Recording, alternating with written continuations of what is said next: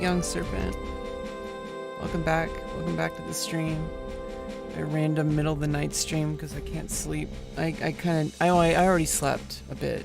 Like, for some reason, I just got hella tired in the evening.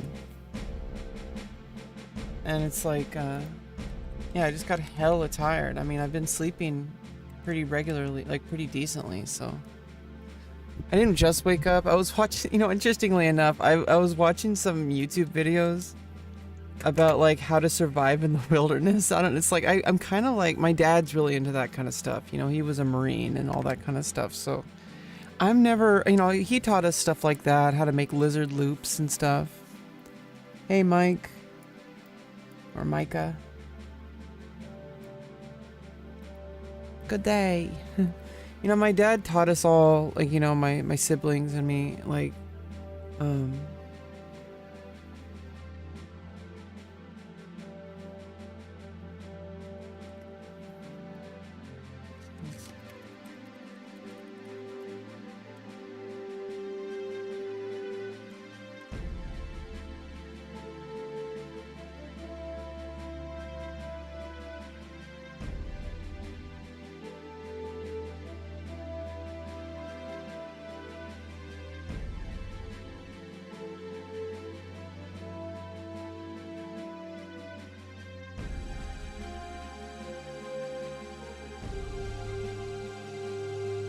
tripped me out. How does she know my Micah? Well, because your name literally says Micah's rad.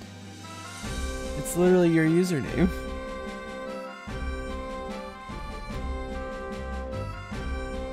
Oh, Mike. Okay. I guessed.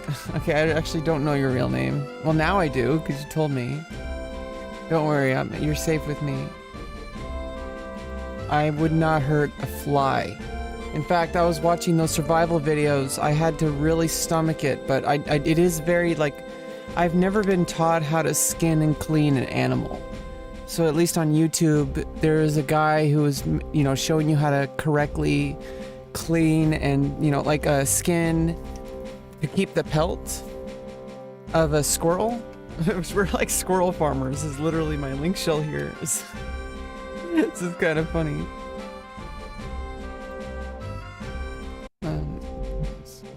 Oh, I had the volume on my music. Okay, you guys can hear it. It's not too loud, is it? But like, it's something that I never really learned. I never learned how to do. I've learned how to clean. I learned how to scale and clean fish. That's one thing I did because my dad taught us how to do that. You know, my brothers and my sister and me. We all learned how to, like, you know, catch fish. And we had like little lizard loops that we would play with when we were kids to catch lizards and all that kind of stuff. I did like shooting BB guns as a kid. As I got older, I really could not stand guns. My brother is like a military guy and he has a gun and he showed it to me once. I held it wrong, and if he wasn't there, I would have really fucked up my finger. Cause I was like, obviously never aim it at someone. You know, it's really serious, but it's just like, just holding it made me feel bad. Like, I do not want to have a weapon in my hands. I freaking hate violence so much, and it's weird when people think that you're a violent person, when it's like, it couldn't be further from the truth. Yeah, blasting that Sandy music. You gotta blast it. You got those bagpipes. Oh good, the treasure chest is here. I can slowly solo these.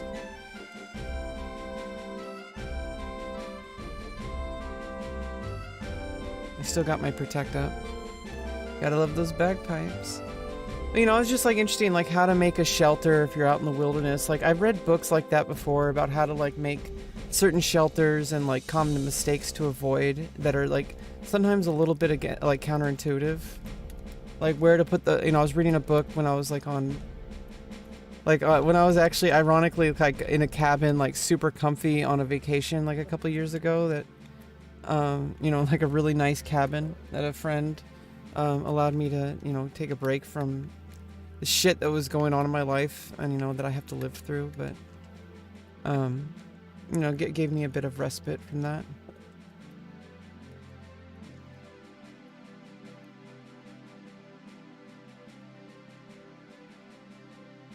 But like just basic like survival skills and stuff.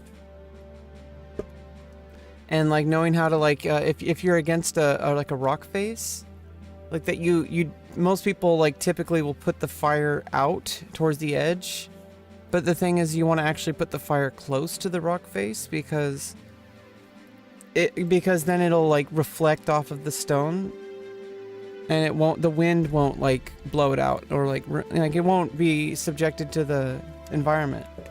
It'll keep you warmer and the fire will last and all that kind of stuff.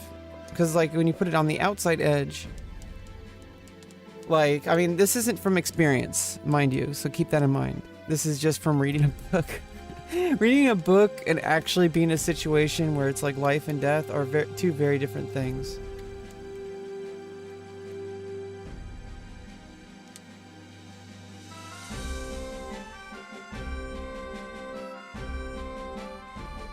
I don't want to use, I'm gonna use Shadowbind.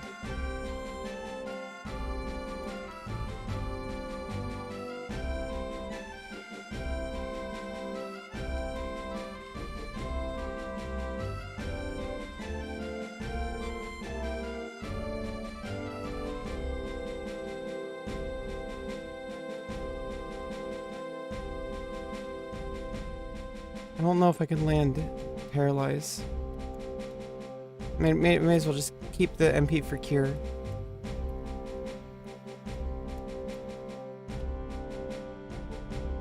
Nice, evasion skill up.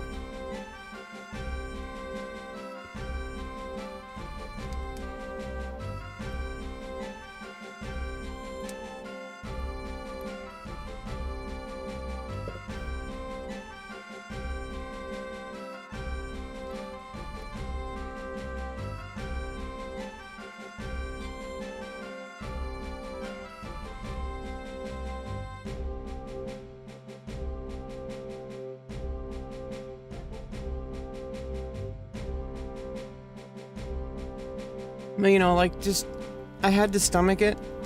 You know, squirrel, it's not as graphic of a kill as, like, a moose or something.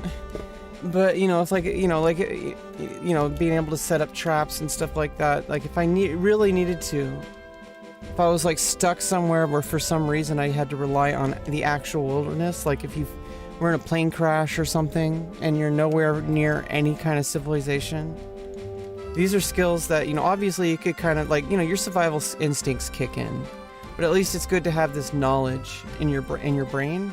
So if you were in these situations, you could also rely on that, even if you don't practice it. I really don't think it's like necessary to like live your whole life at like you're like, I mean, unless that's who you are, like you enjoy, like you enjoy like survival and training and stuff like that. Okay, I can finish this off.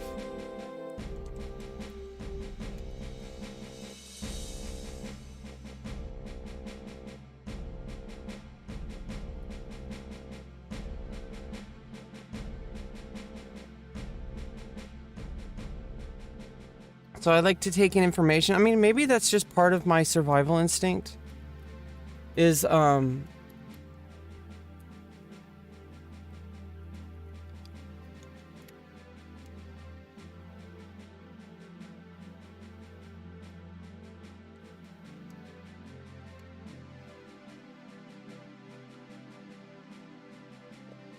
like to front load as much information as I can. I've done this since I was a little kid.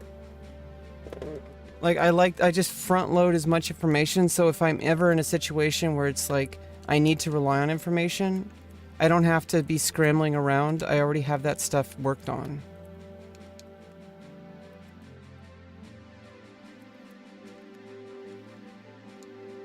Oh, oops. I don't need to sneak attack it. Let's finish it off.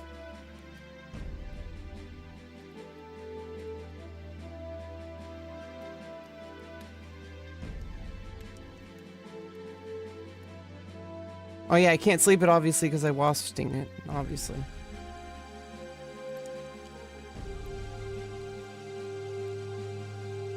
Midnight. There's no T on the end of it.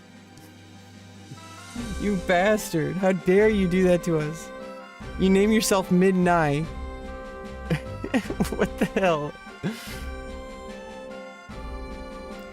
That's what on +1, solid, but feel like he probably really wants his Joyous.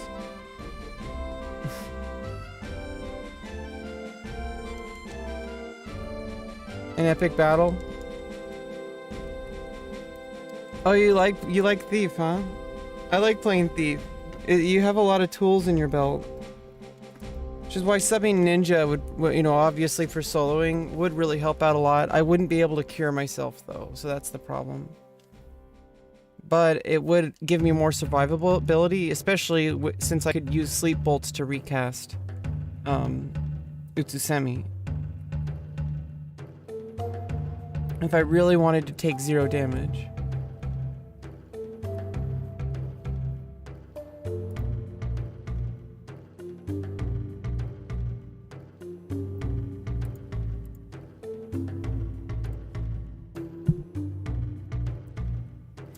Yeah, I'm level 40 now. Well, almost level 41.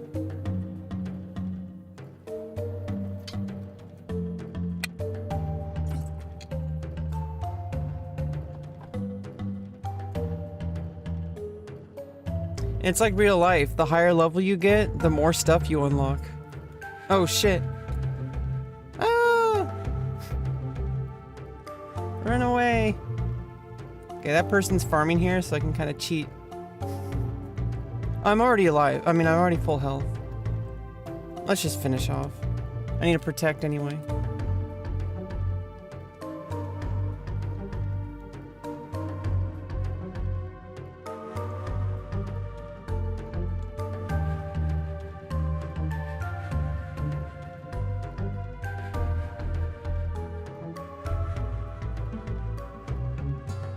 You don't want to do DOT when you're using sleep bolts.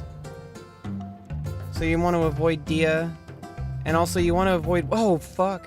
You want to avoid Wasp Sting. Or Viper Bite. Unless you're going to finish it off.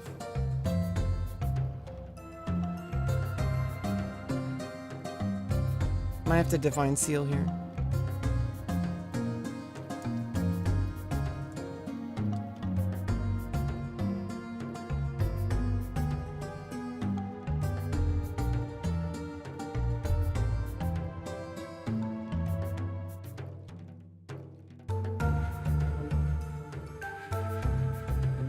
Oh, you want to log on? You want to do anything? What do you got? What do you want to level? You want to farm? You want to do it? You need any missions? You can always send me a tell or come into my stream. You can always ask. I like to help other people out. It helps me. It's actually really selfish. I play the long con.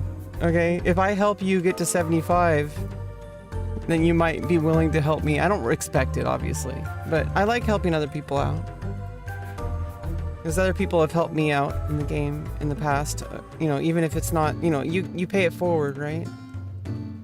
So it's not like I owe people. I don't really see it that way. And I don't really treat life that way. I don't keep score. Unless somebody treats me badly, but then, I don't know, I try to give people chances,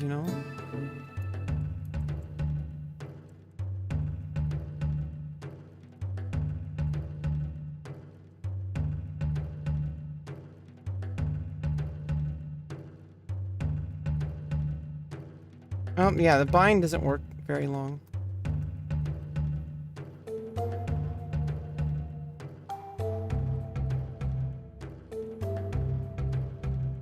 I might be able to get a tick or two. And then I do it again, get another tick or two. And then cure 2.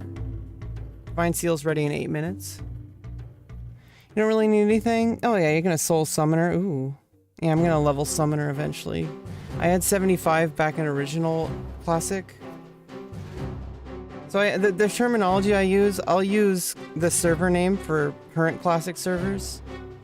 Or or I'll use for retail, I'll use the name of the world. So I play on Sylph right now with my brother. I was on Asura, but I transferred over. Rebecca Lauren on retail. Like literally my name. And for classic retail, I'll say like classic retail. That's like original run through. Or I'll say original. I don't know. I'm not really sure on the terminology because I kind of switch back and forth between vocabulary. Oop.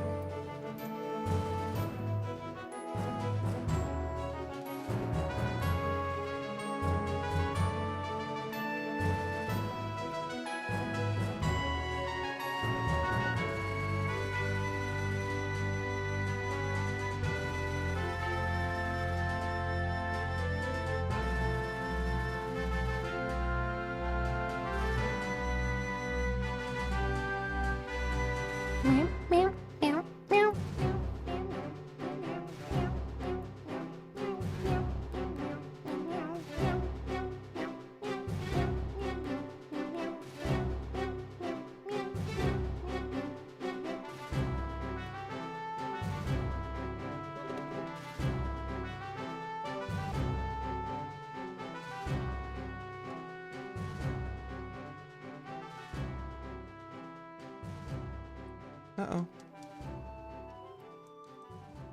I got perfect dodge ready.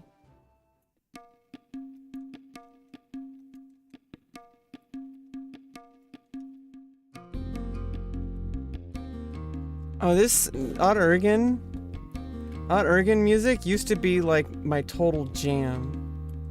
Because I used to AFK there all the time. Well, not AFK, but like using shout to try to get stuff. And I'll just have the music on and just listening to it. I just like the biggest thing I remember from Odd Ergen days. Come on. Land a freaking sleep bolt. Finally. Jesus. I can perfect dodge.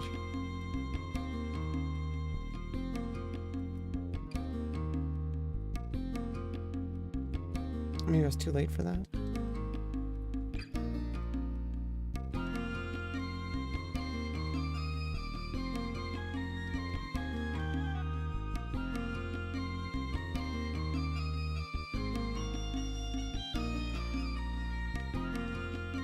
Oh yeah, when you first got it the very first time. Yeah, that was crazy intense. Now, where's the safe spot to rest here? Is that it?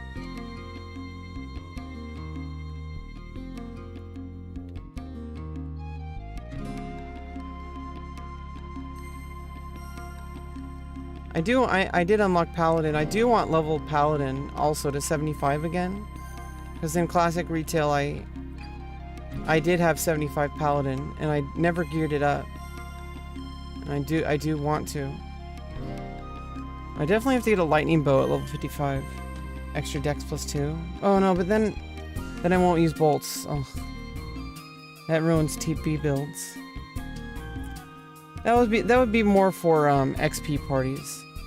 Like I would have the dex +2 for XP parties. Or for situations, oh.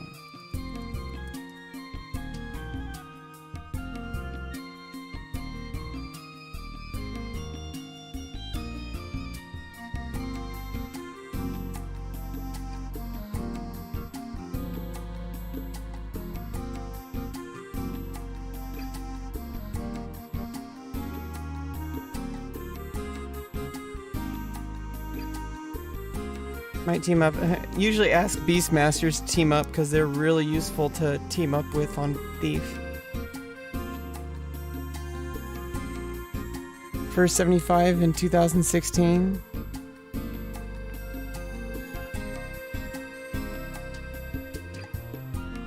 Why is it asterisking? Paladin first 75? Why is it adding asterisks? Oh, does it think you're posting a link? Did you accidentally put a period in there? My first 75 was actually Black Mage.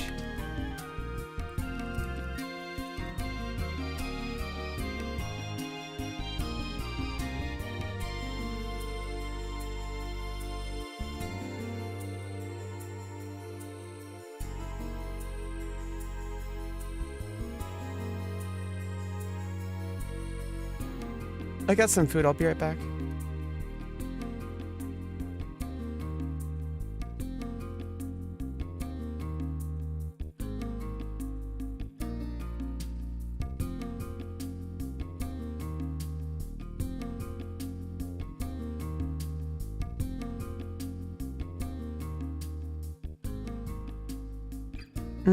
Got some split pea soup with some cut up Polish dogs. 2 cut up Polish dogs.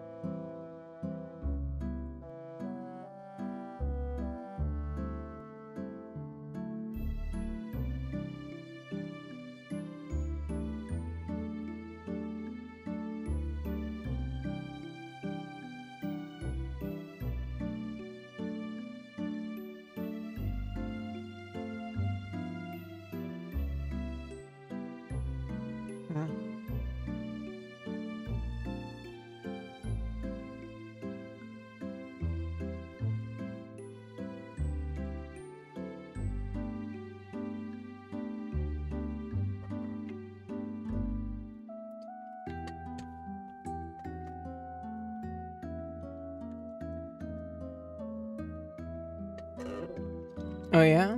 Yeah, the right after getting home from work and then you're readying up Final Fantasy 11, that's like the perfect after work thing.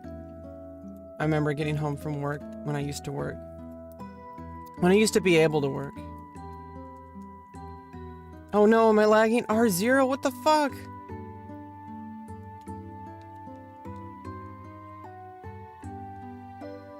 Fuck. Right when I need, it's that critical moment. Right at a critical moment, what the fuck? Server reset.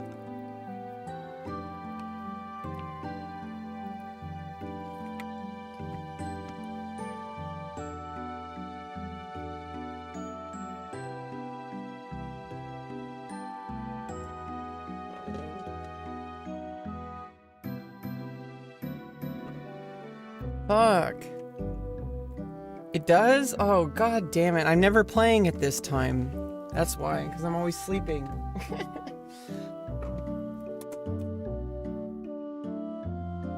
Maybe not always. Sometimes I'm up. Okay, here we go. Oh, fuck. Jesus. I was already asleep. Fuck. At least I survived. Jesus Christ.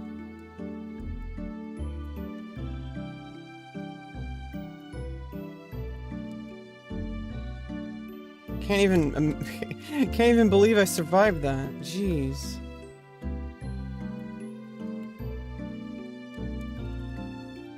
God damn it. I didn't have the macro ready fast enough.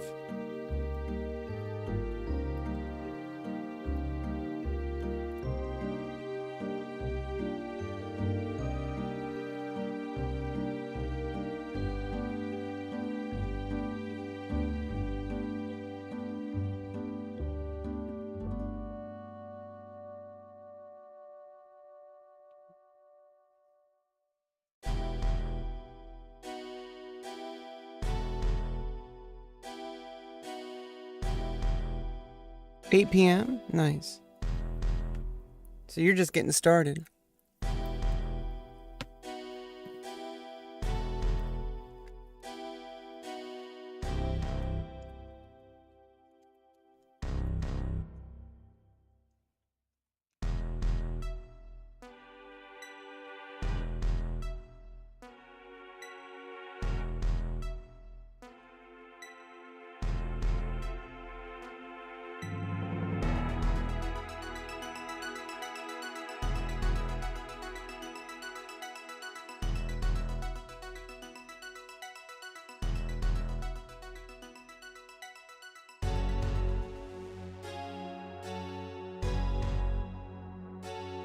Oh, yeah. Yeah, I'm glad that you're choosing to be here before you relax. And, just relax, and I'm glad that you're enjoying the stream. And I'm glad that you were able to find your way over to my stream. How'd you find me? You just show up on, you're looking through the category on Twitch, or...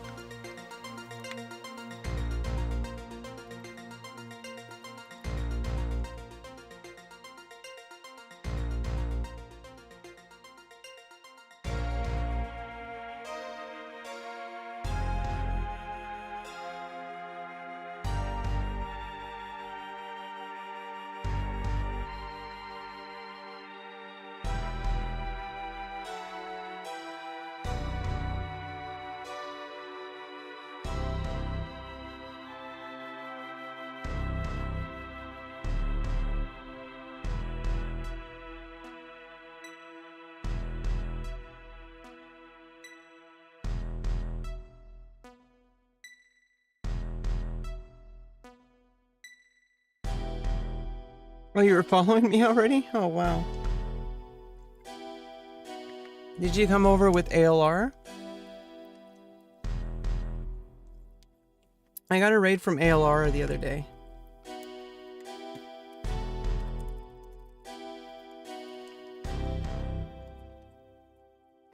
Come on. Oh, fuck. Sometimes that evasion gets me lucky.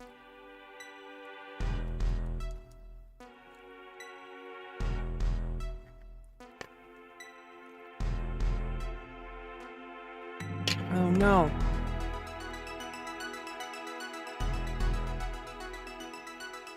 Yeah, that's kind of the cool thing about streaming, is sometimes you can watch just people just playing the game.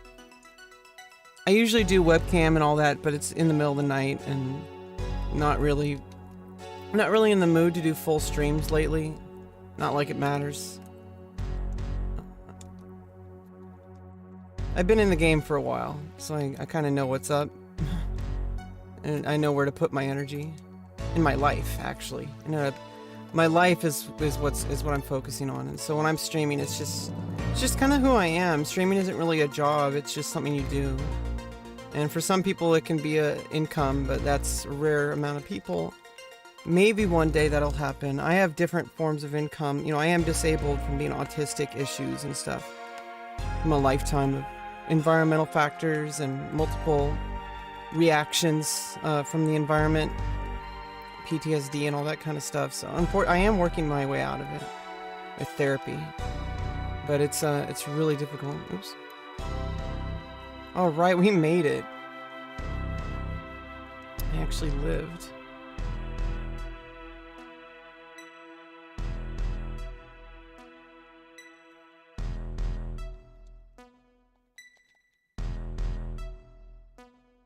I killed the NM without 2-houring because I don't. God damn it! I forgot I had regen. I forgot I bought some actual regen this time. Jesus Christ! This whole time.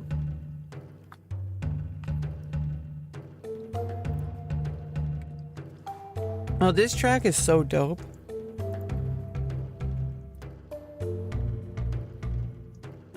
Yeah, this is like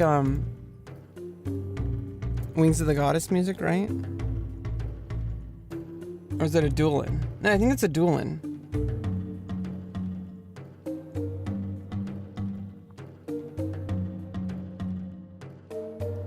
Yeah, it's Wings. No, it's Wings of the Goddess. Oh, fuck. I need to get back to the elevator.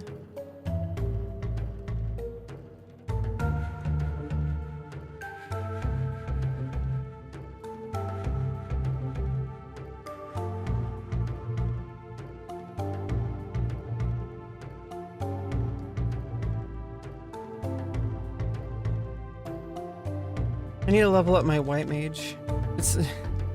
I want to get to at least to 25 for now. Sneak and Viz for Magicite.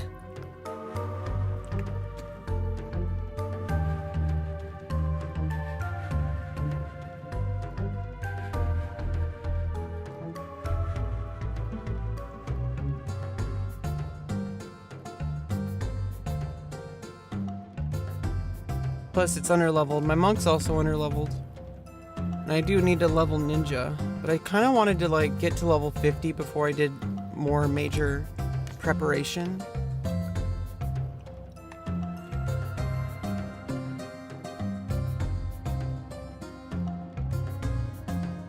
Still need to cap parrying, which is why I wanted to level paladin. And shield, and evasion. Yeah, parrying being capped would vastly increase my survivability. So leveling paladin is like crucial, because it's really hard to level parrying on easy prey. Yeah, I played through Rhapsodies back in the end of 2020. I played for like a month, and then usually the way I play retail is I'll play in short bursts. Right now my brother started playing, and when he's able to play, like maybe once a week or so, we grew up and we were just farming some JP and Race and Jima. And we might just go do some Apex on like Mo Gates or something. I only like the classic servers for private servers. The ones that are trying to do 119 are just garbage. If you're gonna play level 119 plus, you should just play retail. Like that's just the end all be all for current playstyle. For retail gameplay. And Square Enix knows it. They put a lot of time and energy into the current product, and they know it stands the test of time. For all the people who enjoy that playstyle, which I do enjoy it, it's really hard to keep up with for long periods of time, which is like classic, you can play for years. But I also understand why they don't make their own classic server, and why they use their clever speak to basically say, use the current resources available to play classic. What they mean by that is play on Horizon. But they can't say that. But that's what they mean by it, because they're never going to make a classic server. It's not worth it to them. They're never going to do it. They put too much time and energy and blood and sweat and tears to their current product. And I think it's a pretty good product, actually. I do think it's a pretty good product. I'm not one of those people who hates retail. I actually think retail is really good if you're willing to give it a chance and not just judge it based on 1 to 99. See, a lot of people, they judge it because, oh, it has trusts. It's like, dude, trusts are like it's like soloing to level 10. To get to level 99, that's like a requirement. It's not even like, it just makes like leveling to like some basic stuff easier. And it makes like basic farming, like farming JP, like it makes it easier. But for like all the top level endgames content, you're gonna need to team up with people in traditional endgame style. So their play style, it facilitates getting to endgame.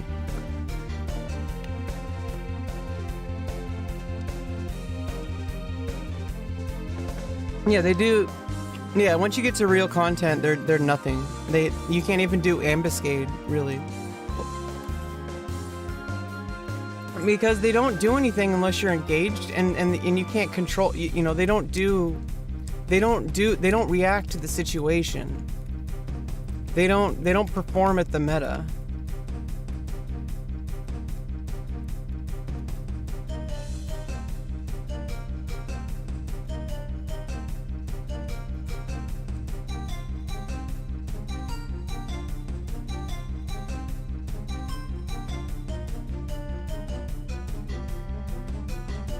Oh, by the way, I learned about this macro setting.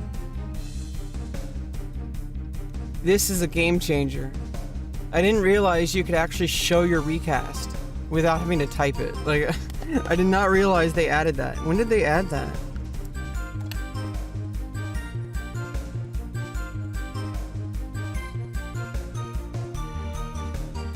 Yeah, for real, trust can, you know, they're really easy for like basic grindy stuff, but it's never going to be good enough for like the absolute meta, you know?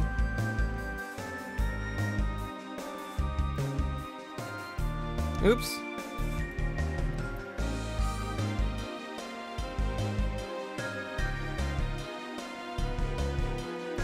And the people who judge current retail, they never even gave it a chance most of the time.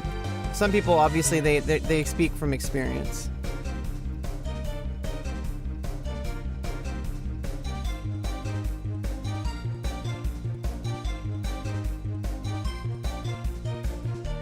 But you know, it's like a lot of people that's like, dude, you have no business like judging the game just because you know, it renders the early games like classic gameplay irrelevant. That's true. But like the thing is like, then play on Horizon.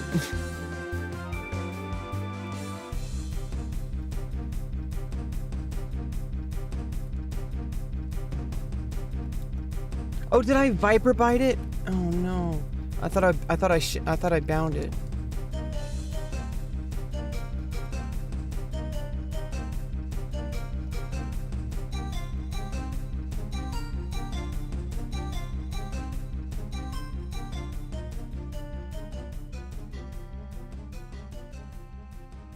Or it's just resisting. Oh, I'm just gonna try to finish it off. Oh god damn it.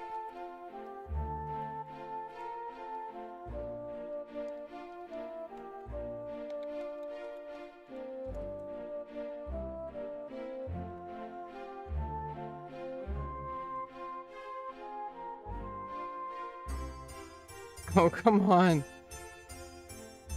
Come on. Oh god damn it. It healed?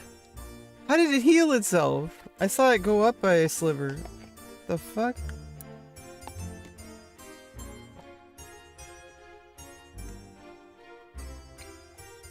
Yeah, it is fun. You just can't play it for super long periods of time. It gets really repetitive. But I can also, like, there's so much stuff to do that you can pretty much just change it up as you need. Let me go level White Mage a bit. It's gonna be a little easier. How many people are on? Only 841. Well, the server did reset. And it's 2 in the morning.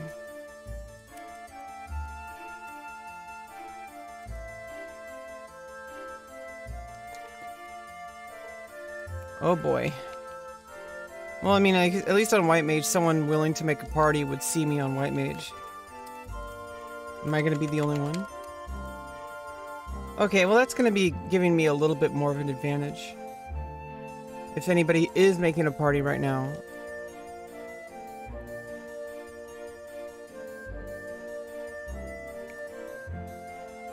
Yeah, there are so many things to do. Even, and obviously the same goes for Classic, but it's just like, you know, if you want to play Classic, play Classic. If you want to play Retail, play Retail.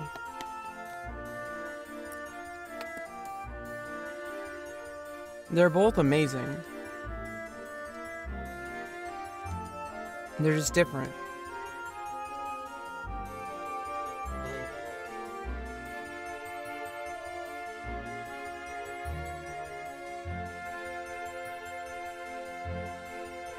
I could level up my Black Mage, get back to 10 at least. Yeah, how about, yeah, let's level up. Let's level up Black Mage.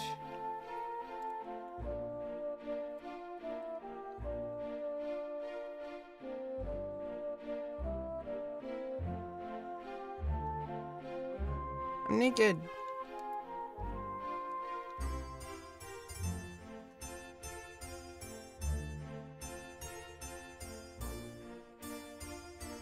I don't need that Delkfoot key.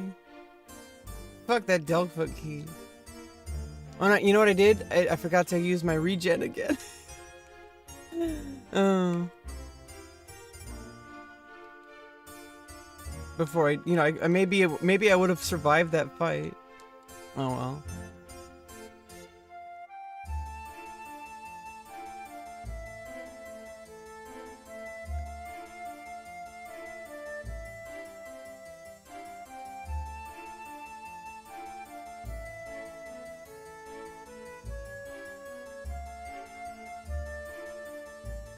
Oh, there you are.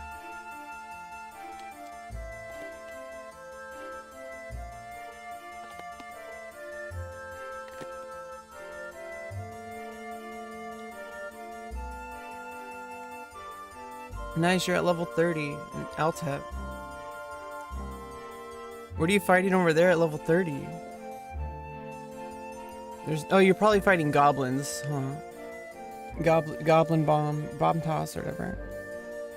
Oh, you're just stuck there from your party. Okay, I get it. You were doing beetle party.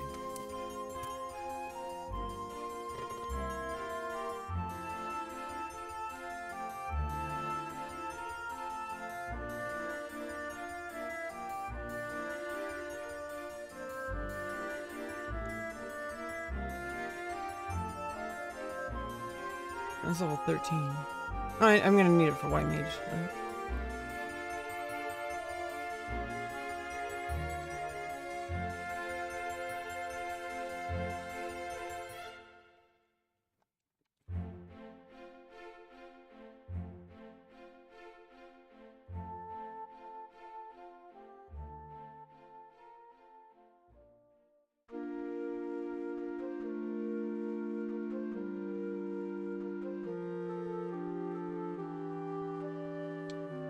I just D-leveled, so...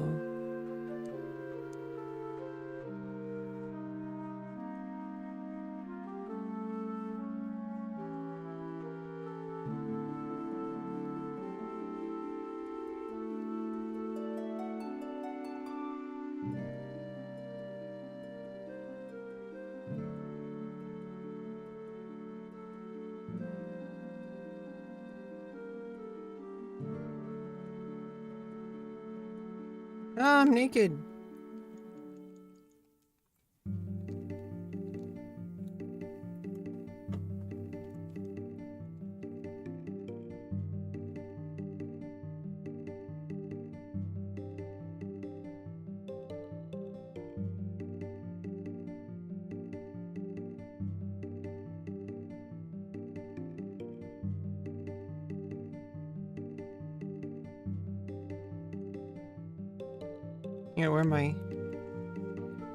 Gotta wear my loincloth. Can't just be running around naked. I'll get a draft.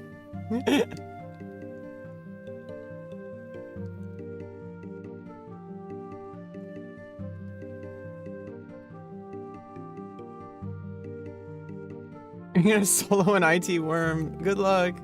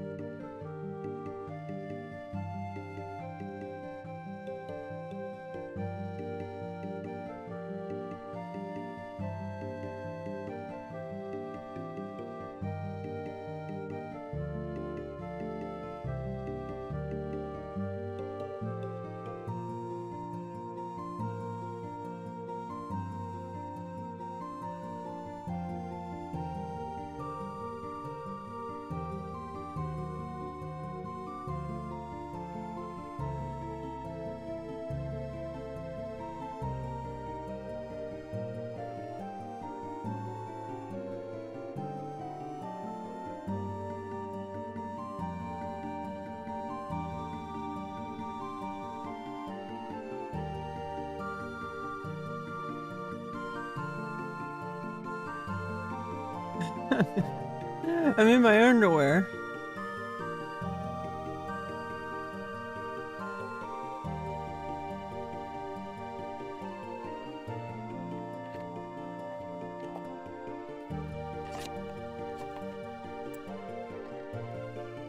This could take a while. You know, there are like people out there who would judge other women for this. And you know, being transgender, there is this extra level of like judgment, and also there is this dysphoria, and this is part of social dysphoria. And I sometimes talk about this. Is there's this social dysphoria knowing that there's women out there that would judge me for finding my own body attractive, for having a feminine body, for having a female estrogen body, like, and surgically altered body. Like, There's women out there who would say, oh, but real women don't touch their breasts. It's like, why don't you speak for yourself? Like, plenty of women that, you know, like, it is an erogenous zone. Like, come on. Like, some women out there and some men, you know, love touching their body, and that's fine. It's perfectly healthy, and you should find yourself attractive and sexy. You know, it's healthy. And it's just like, it's kind of weird when people are like, oh, but you're not a real woman. And obviously people don't like say this to me. Like, I don't get this issue. I don't get misgendered unless it's online, which is kind of expected on the internet. Like, even if I wasn't trans, people would be doing that. Like that's just how it is. In fact, even if I was a man, people would be doing that. Because that's just how the internet is. It's a weird place. Okay, I need a quest. I need to build up. I do need to build up. I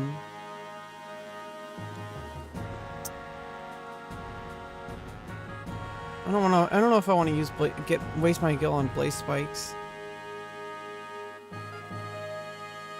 Ice spikes is so much cheaper. Jeez.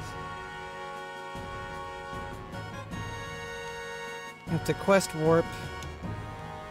I need to do, I need to go farm I'll do this later, after I level up White Mage a bit. I need to level up Black Mage a bit first. Oh, here's the problem. Oh, I need to...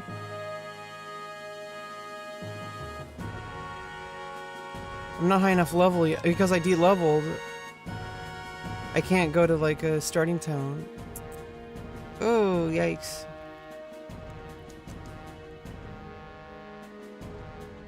What I can do is I can switch to another job, go to an outpost, and then use that use that outpost to return to Windurst.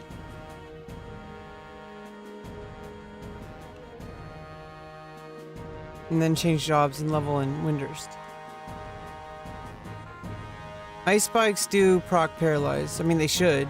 That's what they're supposed to. I'm pretty sure they do here. It's been fixed on private servers a long time ago. And shock spikes do stun, which might be better in some cases. Paralyze is good though, especially if you're, you know, you want to save MP on. I don't know. It's like depends. Oh, it's raining pretty hard out there.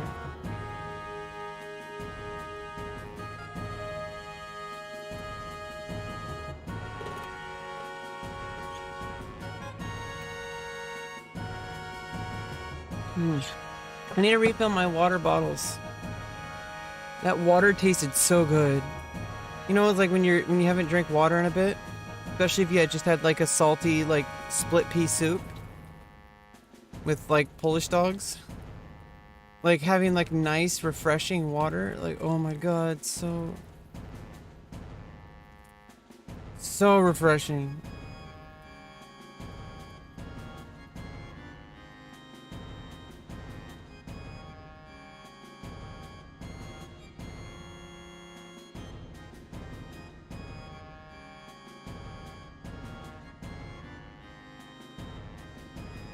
Polish dog? It's like a hot dog with like, I guess it's more like pepperoni kind of thing. I don't even know how they make it. It's like got more spices or something. But it's like, I don't know, it's basically a hot dog. What am I doing? Like trying to buy stuff. Like what the hell? Oh, I have candy canes. Okay. I'll do that when I get to the Mog House again. I have one more candy cane. And I have ginger cookies.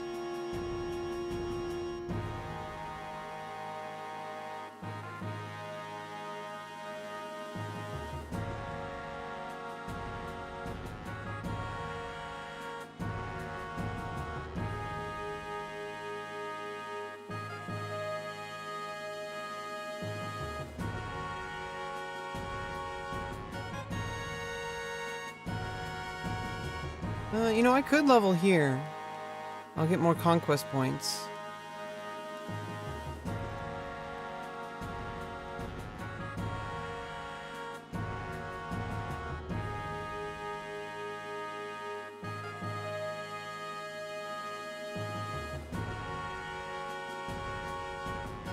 And of course, there's probably someone camping Jack the Ear Jack.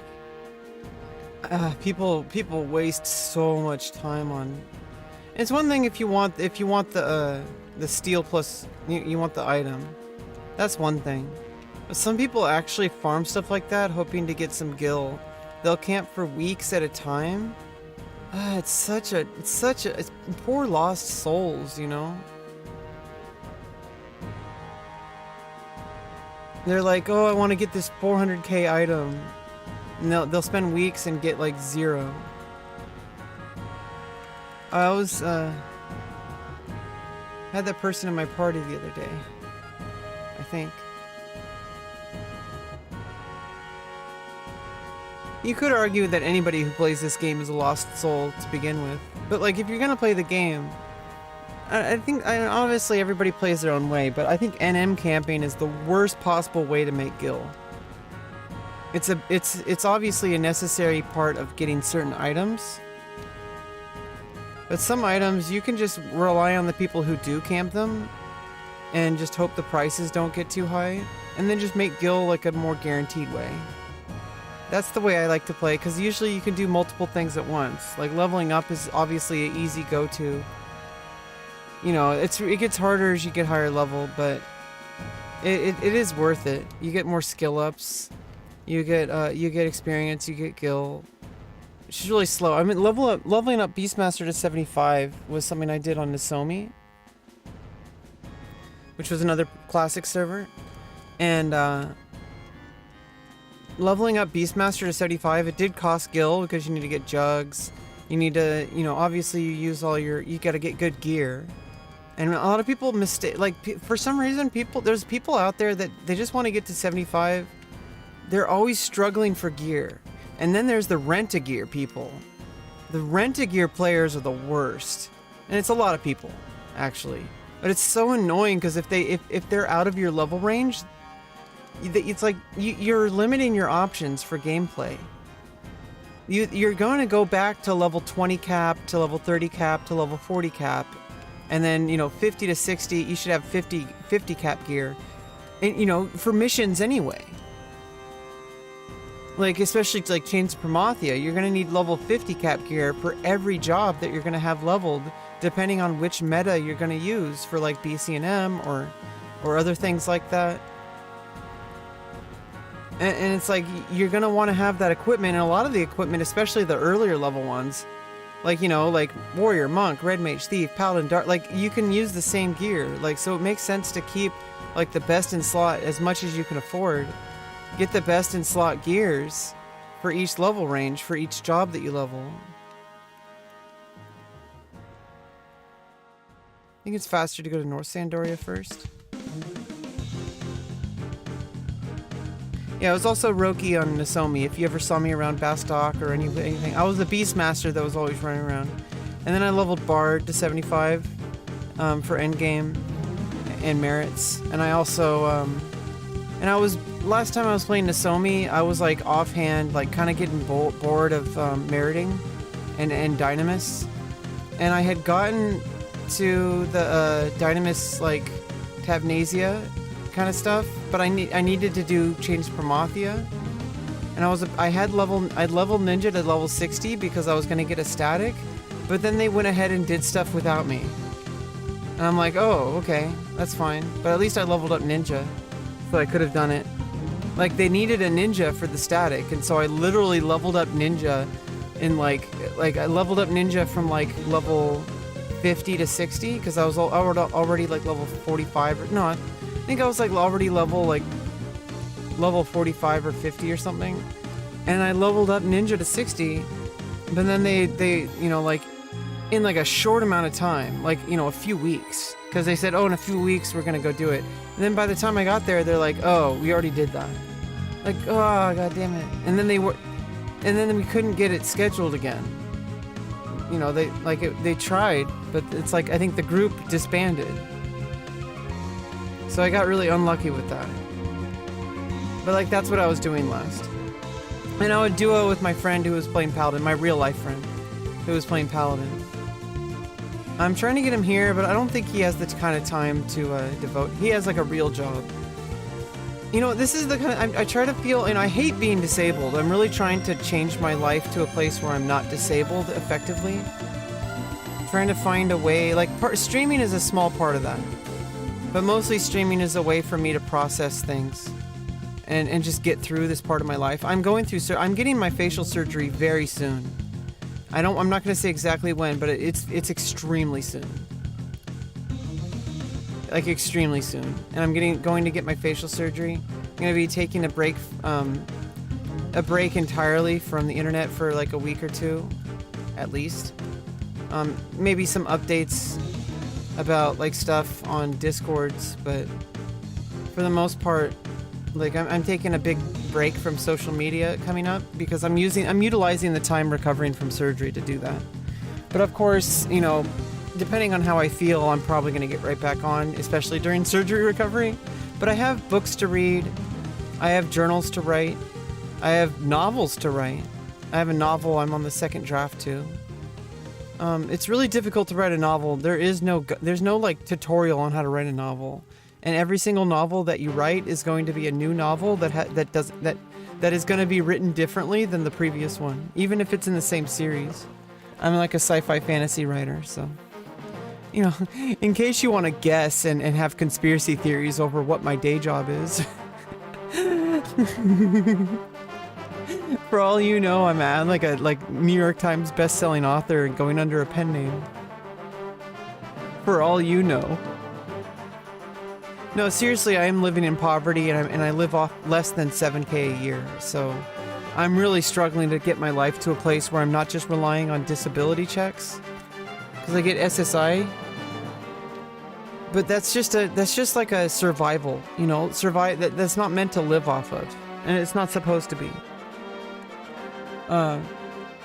It just basically makes sure I can pay my bills, and I'm on a housing wait list, but even that is supposed to be a temporary, like, until I can somehow manage to make an income, which I do have things that make me income, but at the moment, especially since I'm just trying to prepare for surgeries, I'm not really in a state of being right now where I can really focus on making money. So I'm just building things long term. I'm kind of playing the long con. Oh, I needed to get spells. Oh no, I already have arrow. Oh, no, I don't need to worry about it. I was just gonna get a couple levels.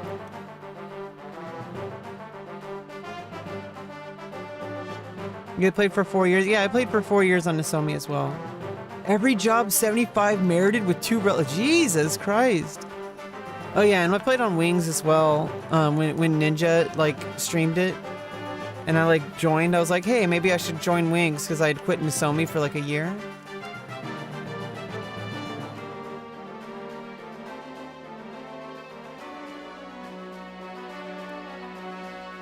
And I played Wings for, like, a month or 2, and I got level 49 White Mage. I think it was, like, a month. I was in Eric's Link Shell. The social one. I wasn't in Rare EX. But you know, because I was watching Ninja stream, and then I was like sending, I was like, you know, he's like, oh, if anyone wants to join Teletaxi, like, it's a road to Rare EX, and I never got to endgame, so I just like kind of. Oh, I forgot to get the frickin'. Oh well, it doesn't matter. I'm just gonna frickin' just kill some rabbits.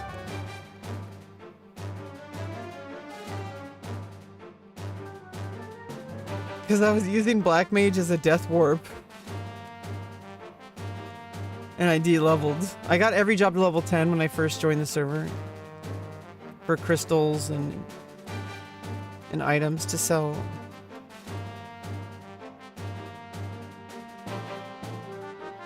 I'm really being lazy about questing. I do want to do questing, but I'm going to save that for on-stream stuff. I just like run around and do literally every single quest that I can. But I mean, to get fame for actual like in-game like utility stuff, obviously do the quick like, you know, the cornets for Winders, the you know, the standard stuff.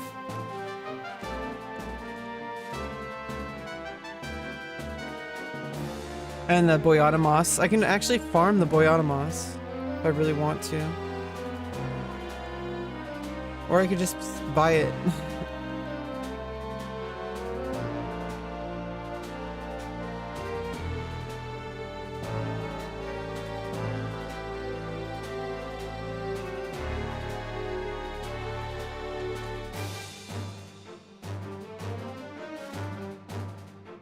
Yeah, I never actually played classic endgame in any iteration, except for the basic starter endgame of like doing Dynamis. And then when like obviously Otterigan came out, I did like, you know, I did basic like assaults. I never did like actual endgame ever. And every time I did, I mean, I did H&Ms and stuff like that. And when I first played in original class, in like classic retail, but it was always, I got kicked from the Link Shell because I chose to level Bard instead of going to Chimera. Because I was like, I don't feel like it. I was like, I just want to level Bard. And so they kicked me from the Link Shell. It was called Ezerg. My friend was in it. My real life friends played. I got them all into it. And we LAN partied all the time. It's just, I just didn't, I think I just like was low key, just like not wanting to play anymore. Because it started to feel like a job and it wasn't enjoyable anymore. So this time around, I really do want to make sure that I have a Link Shell. And especially, I think streaming is a good component of it because it makes it a lot more enjoyable.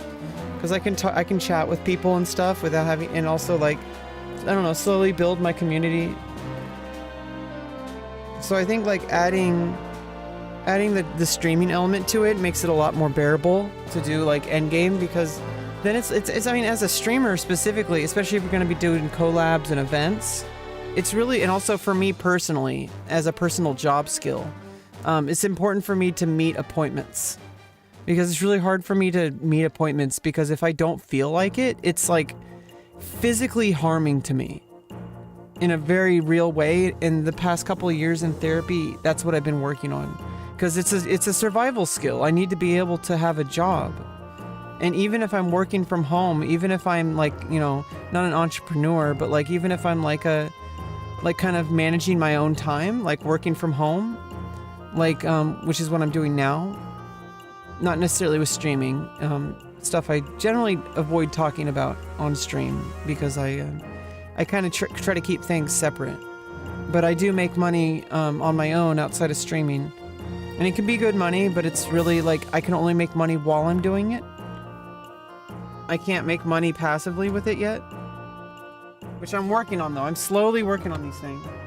And I'm trying to think about like the long term. Like, you know, I spent the past like almost 4 years now going through transition from male to female. And I think I think I underestimate exactly how much of that can carry over to the rest of my life.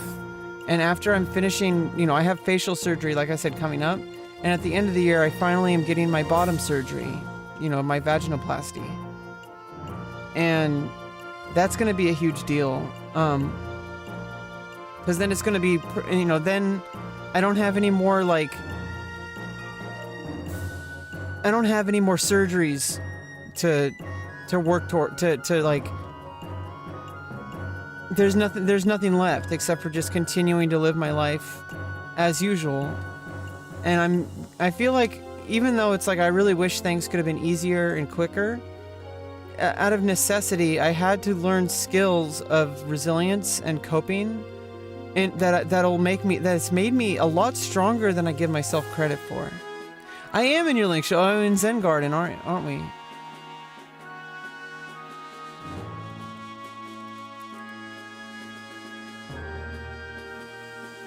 We're in the same Link Show. Yeah.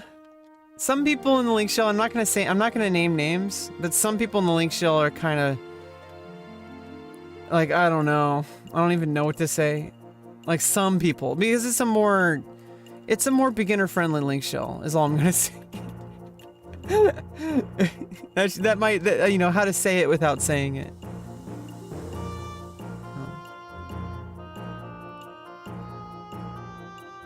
Which is another skill I have to learn as a content creator. I have to learn how to, like, you know, say things that people can read between the lines. That's actually a really high level, and it's not just about streaming. That's like a general like life skill in order to exist. See, social blindness is a thing of autism that it's not unique to autistic people, but it is, social blindness has harmed me since I was 3 years old. And I'm 35 now. So, you know, do the math. I've been working in therapy trying to reverse all the damage that has happened to me to actually gain skills that I never developed. in my whole entire life. Just in order to be able to work up to being able to learn a living wage. And even though I can't work, I already know at this point that I will never be able to work a minimum wage job ever again. Because it just got harder and harder and harder to the point of like certain kinds of S-word ideations, okay? Like this is autism level stuff. And then obviously, you know, that drove me to being unable to even cope with trying to live in the closet, you know, continually live in the closet. I had already come out of the closet, but I had repressed it again. Like I was basically a detransitioner because it was too hard socially, and literally there was no path towards getting everything covered by insurance. I'm sure I could have found a way, but I wasn't strong enough, and I was homeless. And I was dealing with living in homelessness as an autistic person with no real job skills. And when I did, here's the thing, is I could perform at work. That was not the problem. I'm an exceptionally strong worker. I have an extremely strong work ethic. Are you kidding me? Like, people have no idea what I'm capable of if I have the opportunity. But the thing is in order to work, you have to be able to show up and consistently perform. I can perform really well, but being able to consistently perform for years at a time, doing the same thing day in and day out, that's not something I can do. That is a skill that I'm trying to build through endurance, which streaming, believe it or not, was part of that for the past 3.5 years that I've been streaming. Even though it maybe hasn't really helped my career, it's kind of slowly been giving me skills and knowledge that will hopefully, you know, help me in the future in areas, you know, in content creation, but also outside of content creation. Let me get some water. I'm getting thirsty.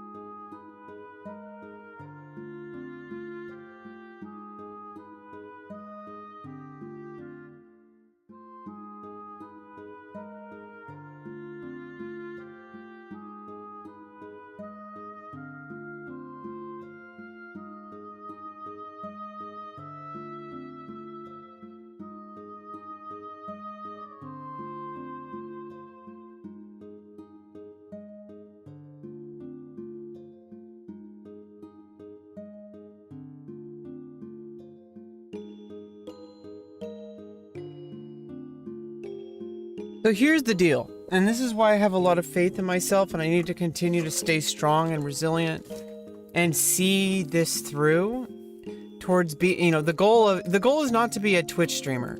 The goal is not to even be a content creator. The goal is to be able to be strong enough to earn a living wage so that I can live life. That's my goal. And everything after that is gravy.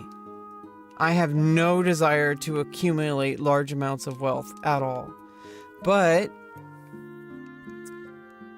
I kind of forgot where I was getting I kind of forgot where I was going with that. Like I said earlier, you know, like the skills I've learned, like I don't know, like I'm very good at performing. You know, I'm a musician at heart. You know, I was a musician since I was like 6 years old. Singing in choir, playing in band. I even went to college when I was like 26 after I got out of homelessness. And the only way I was getting, you know, honestly, I feel so lucky to be alive right now. I like, no joke, like I feel not, I mean, obviously it's not a joke. But like, I feel so lucky to be alive and to even have the opportunity to transition at all. Yeah. I hope you enjoy your stay. I hope you enjoyed your stay, and I'm always here if you need help. And if you enjoy hanging out in my stream, that's always good. But you know, I've basically learned, I mean, before you go, I just wanted to finish what I was saying. I remembered what I was saying.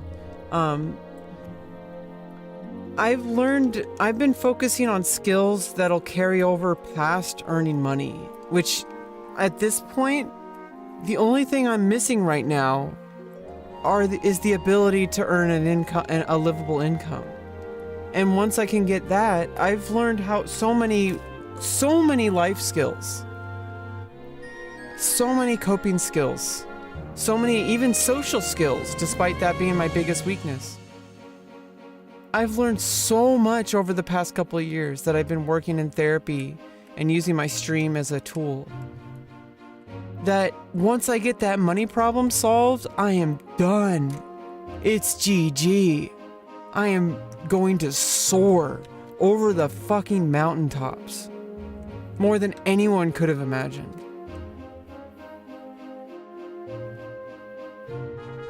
But that money problem is like this big problem. Like the money problem is so hard to solve. But I need to have faith in myself because I need it to live. Anyway, yeah, I'm not worried about money nowadays, and obviously I don't ever want, I de-affiliated specifically because I don't want my viewers spending money on me. It's not, it's especially my stream. My stream is not where I want to build something over time, but I don't want to take my viewers' money, especially this early on when it's not really going to add up to a lot. If there's like 100 people giving me $1, that's $100. But if one person gives me $100, that makes me feel extremely pressured. It makes me feel like I've wasted that person's money, even if that person said they don't. It's not that it's okay. I don't want to take one person's $100. I would rather take 100 people's $1. And obviously, take is a bad word too. And also, like, I'd rather like big corporations give me money because they have the money. Like, so my goal is to build a community that I can,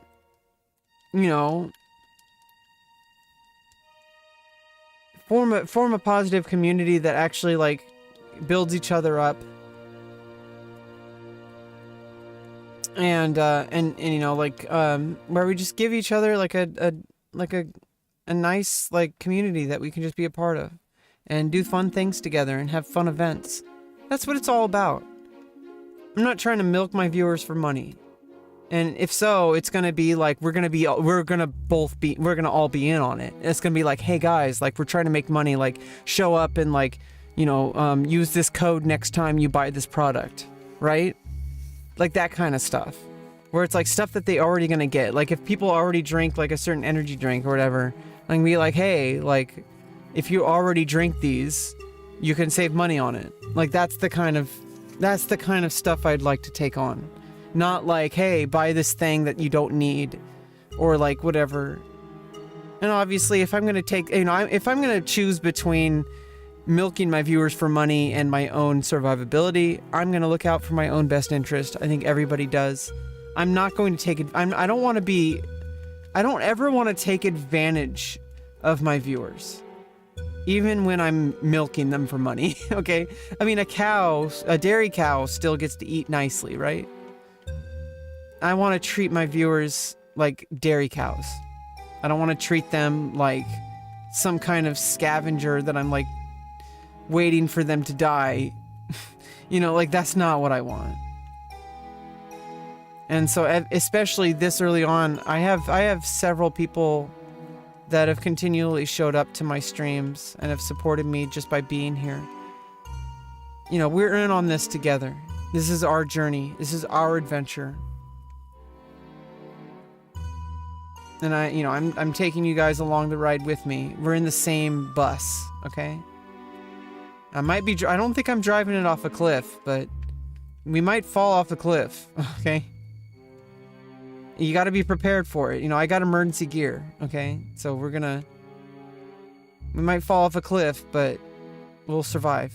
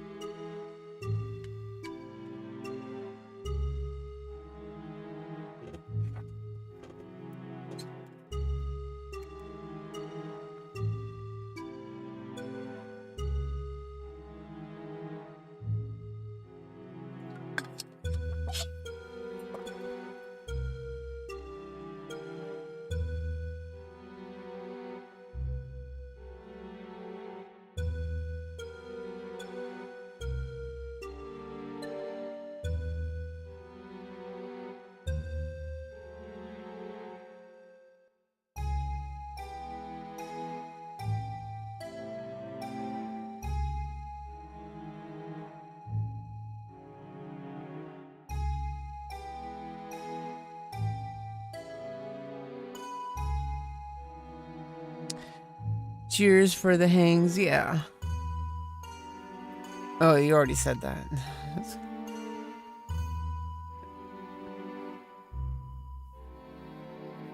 I'm gonna have a carrot. Oh, some celery. Oh, celery. The last of the celery. Oh, no, never mind. I got the really, like, last part of it is really healthy, but it's super bitter. Like the leafy part. The leafy part of celery is actually the most healthy. And contrary to popular belief, it's actually not negative calories.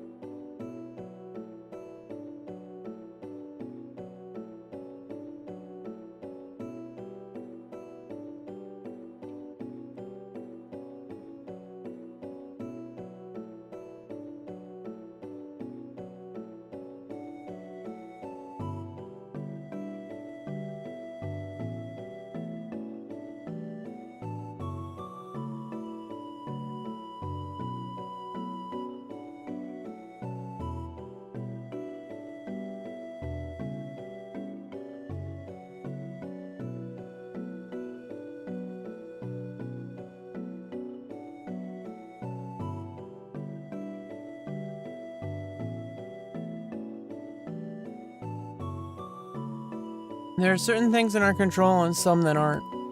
Resigning to the battle is the most efficient one, but the one we often don't want to take because it's tedious or difficult. But I like what you said about the memory of past actions. There are so many mundane things in our day that basically get erased. The issue starts with people who have a didactic memory or some other neurological condition or syndrome that changes the way information is processed. Autism and ADHD, for example, has some emerging properties, such as didactic memory, or at the very least some other memory of the painstaking details. In the end of the day, as long as we're pushing for a better tomorrow, and that tomorrow is also filled with that, it's turtles all the way down. I really like, I'm really kind of proud of myself. I really do write a lot on like comments on, I try to add value to people's content. I don't know if people care about it. I know Devin appreciates it. At least he's told me so. Personally. Like, not personally, but like on a DM. But, you know, I try to add value, and I'm like, there's other people who comment here, but I really don't see anyone else commenting on the videos like the way I am. Like, so I'm kind of proud of it. And I feel like this kind of stuff will really catch up to me one day. It all adds up, you know, it's all money in the bank. This kind of stuff. And then I can make content like in videos and stuff. Like this is I'm really proud of it.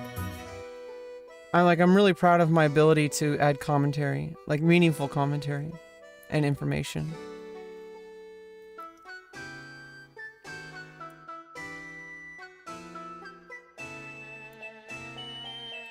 Like this one got 3 likes.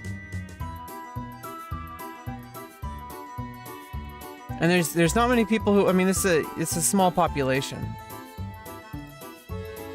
So it's like, it's a very small amount of people that are, you know, it's quality over quantity. I care about actually providing value. I care about actually helping people who need the help, who are looking for the help. I want to be as effective to the people who need it rather than trying to please everybody. I mean, I want to fill my niche, whatever that might be. I don't even know what my niche is. I'm just like I'm kind of a, what do you call it? I'm kind of a polymath. Part of that is autism, but I think it's just who I am. I think, you know, sometimes people like usually use autism as like kind of a catch-all, or like kind of like a cop-out even, depending on the positivity or negativity of like, I mean, depending on like how you're, like whether you're talking about like a negative or a positive connotation. When people are like, oh, you're you're autistic and you're using it as a cop-out, which I avoid. I try to avoid. I try to avoid using medical conditions for, they are very important to acknowledge that I do have medical conditions that are very real and affect me in a very real way that not everybody's gonna understand, but fuck them. Fuck them. Like seriously, fuck them. Fuck them. Like they have no fucking idea what it's like living my life, so I'm not gonna pay any attention to what they have to say about criticizing my life when I'm doing the best I fucking can with what I have. And you think that I would do otherwise? Then fuck you. You think that I'm gonna be lazy? You think that I'm not going to take opportunities that are presented to me? You think I'm just gonna sit around and do nothing with my time despite, you know, all the opportunities that are available? The opportunities aren't the problem. I'm the problem. But I'm not gonna make excuses and say it's because I'm autistic. I'm not gonna say it's because of my environment. Those are very real things to acknowledge, however. Because if you can't acknowledge them, you can't overcome them. And I think there's people out there that get the wrong impression about me. But then usually what happens is if they give me a chance, or if I make myself loud enough that they're gonna have to pay attention more than a few seconds, they find out pretty quick who I really am. I've noticed. I've noticed this in my life, in real life, and on the internet. And so I need to trust that because it's true. This is not something I'm making up. I have to accept the truth, is that I am a powerful person who has a very strong work ethic and who is a polymath. I could literally learn anything. And I've never been able to capitalize on that skill, but mark my fucking words, it will catch up to me in the most amazing way possible. I just have to have faith in myself and continue to put in the work, which I'm not always able to do. And even when I'm not able to do it, I'm still like streaming, right? Like I'm literally here talking into a microphone, which is infinitely better than just sitting around and complaining. You know, so even when I'm doing the bare minimum amount of work, I'm still working.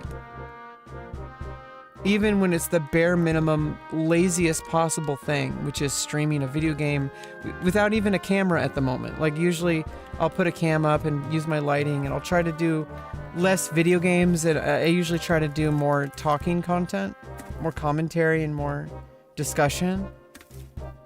I'm more of a just chatting streamer.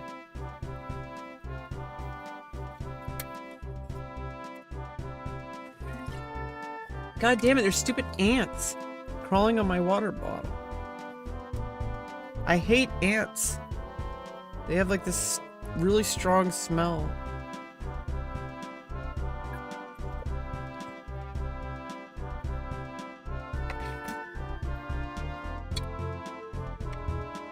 Yeah, I know the kind of person I am, and people who give me a chance know as well. So I need to stop doubting myself. I need to show up to the fucking plate, swing that fucking bat. You know, you're only as good as your last at bat. I don't know if I 100% believe that, because it does. Your previous, you know, karma does build. There is something that, like, people do have memories. So there is something to be said about, like, stuff that you build over time. But, like, really, most people will only see the last thing, in, like, what's in front of them. Which is really unfortunate, because it's like, god damn it. Why are the people in charge of my success, for the most part? Like, the people that you know, obviously I have to be in charge for my own success, but at the same time, like, why are the people that I have to please so freaking, like, forgetful? They don't see the, like, thousands of hours that I've put into things. They just see what they see in the moment. And they see, like, whatever they last remember about me. And it's like, come on. Like, are you gonna play me like that? Are you fucking seriously gonna play me like that? You're gonna, like, you're gonna ignore years of my life that I've dedicated towards very specific skills and work that I put in. You're gonna ignore all that and only look at what you see right in front of you. So there's people out there who will see me, like, for example, if somebody came in right now, they would probably assume that I'm just always complaining. They would just assume that I'm always angry, that I'm always just making excuses. But then you know, it's like, I don't know, people give me a chance and then they're like, oh, I get it now. Like, they're like, oh, like, and then they have the, oh, and then they have like, oh my god. Then they have like, oh shit. And then they're like, oh, I get it now. And then they have the, okay, we get it. And then they have the, like, okay, shut the fuck up, Rebecca. That's usually what happens. Usually, hopefully, you know, it takes a lot longer each step along the way. So by the time it gets to the shut the fuck up point, it doesn't matter. Like, by the time it gets there, it doesn't matter, because they're gonna come back. So it's like I get them deeper and deeper into the funnel that is my existence. I'm kind of like a parasite. But not really. I'm more like a majestic space tortoise. I'm slow, but I fucking last. That's my superpower. I have longevity. I'm a space tortoise. I just drift and become more and more powerful as time goes on. And eventually that's going to catch up to me in the most beautiful way possible. And I can't even comprehend. I can't even fathom what that might look like. But I know that it's going to be there. I have to know that. I have to have that faith in myself. Because if I don't, what's the point of even going about life at all? If I just, like, give up on myself. But you know what's fucked up is there's a lot of people that do that. They start doing meth, live out in the street, or alcohol, or some other kind of drug. They live out in the streets. They complain about everything around them. They make excuses. They always think things happen to them instead of because of them. And as much as it sucks, I've had to admit to myself that I have weaknesses. And that the reason I failed is because of me. And until you acknowledge that, you cannot ever, ever overcome them. And I'm doing just that. I am overcoming all of the challenges that have come to me with flying colors. I have had every single challenge directed at me overcome. And some things are harder than others. And some things are just devastatingly impossible. But nothing is impossible. At least the things that are, within the realm of possibility here, in this lifetime that I can do. And as a polymath, I can do fucking anything. And that's kind of the problem too. Because I can do anything, what am I going to do? That's the question. But that's the question I'm trying to answer. I've tried being a musician, and obviously I will go back to it. It's not going to come for a really long time because I've had to work on me. I've had to transition medically and socially and spiritually, which I feel like it is a trifecta. It's a trifecta, being a human being in general, but like coming to terms with my identity is not only a social thing, it's not only a medical thing, because for being transgender, like there's a medical component to it that's just unavoidable for me. I cannot live my life without medically transitioning. That's why I'm doing it. That's why I'm getting facial surgery. That's why I'm getting a vagina, okay? That's why I'm on hormones. On estrogen. That's why. Because I cannot be happy. I cannot accept my identity without it. And I cannot live my life without it. It is not possible. I have tried and tried and tried. I did that from when I was like 18 until I was 31, okay? I tried. Because that's what humans do, is they avoid work if it's hard. And transitioning is fucking hard. Because not only is it difficult on its own, but it's difficult because literally there's people out there fighting to take away life-saving healthcare. And it's not even just that. It's because people have this mindset that leads them to that. And on average, most people just don't care about trans people. But you know what? I don't fucking care. I don't fucking need your acceptance of me. But I kind of do. I kind of do. I at least need people to listen. I need people to give me a chance.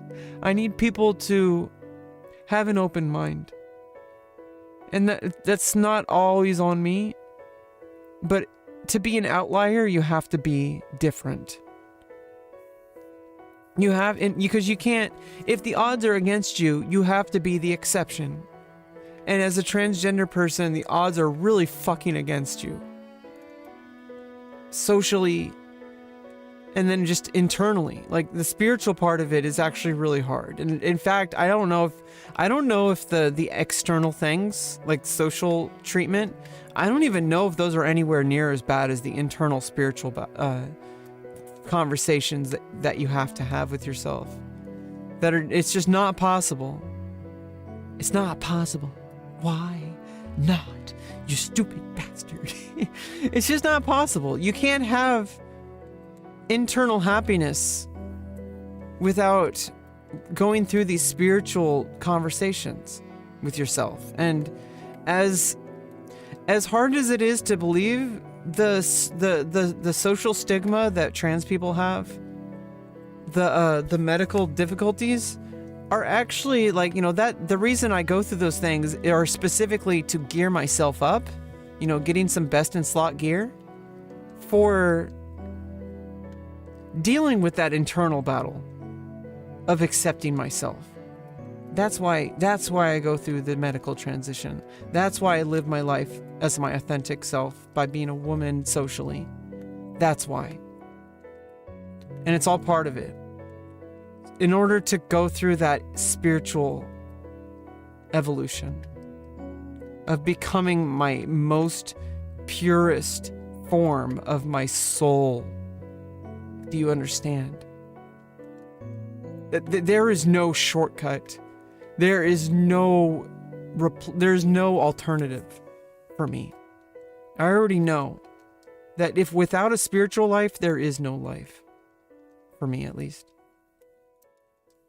I have an intense need to fulfill my spiritual needs. And maybe that's because in the past lives, I mean, if we do believe in past lives, if it is a thing, that, you know, my past karma was so bad. Because I had worldly possessions probably in like past lives. You know, if we're going to use that kind of framework. Like, it's possible, like, right? Like, if my soul is like eternal, if it is, or this might be the first and only, you know. So I try to live in the moment. I try not to live in fantasy land, but I do like to think about these kind of things. And a lot of different world religions will think about these things a lot. And there's world religions where your spiritual life is the most important life. And I think most religions see it that way, where the possessions and the achievements you get in life only exist to serve the spiritual fulfillment. And that doesn't mean you have to live an austere life. And in fact, I think living an austere life is a cop-out. I think it's a cheat code that doesn't work.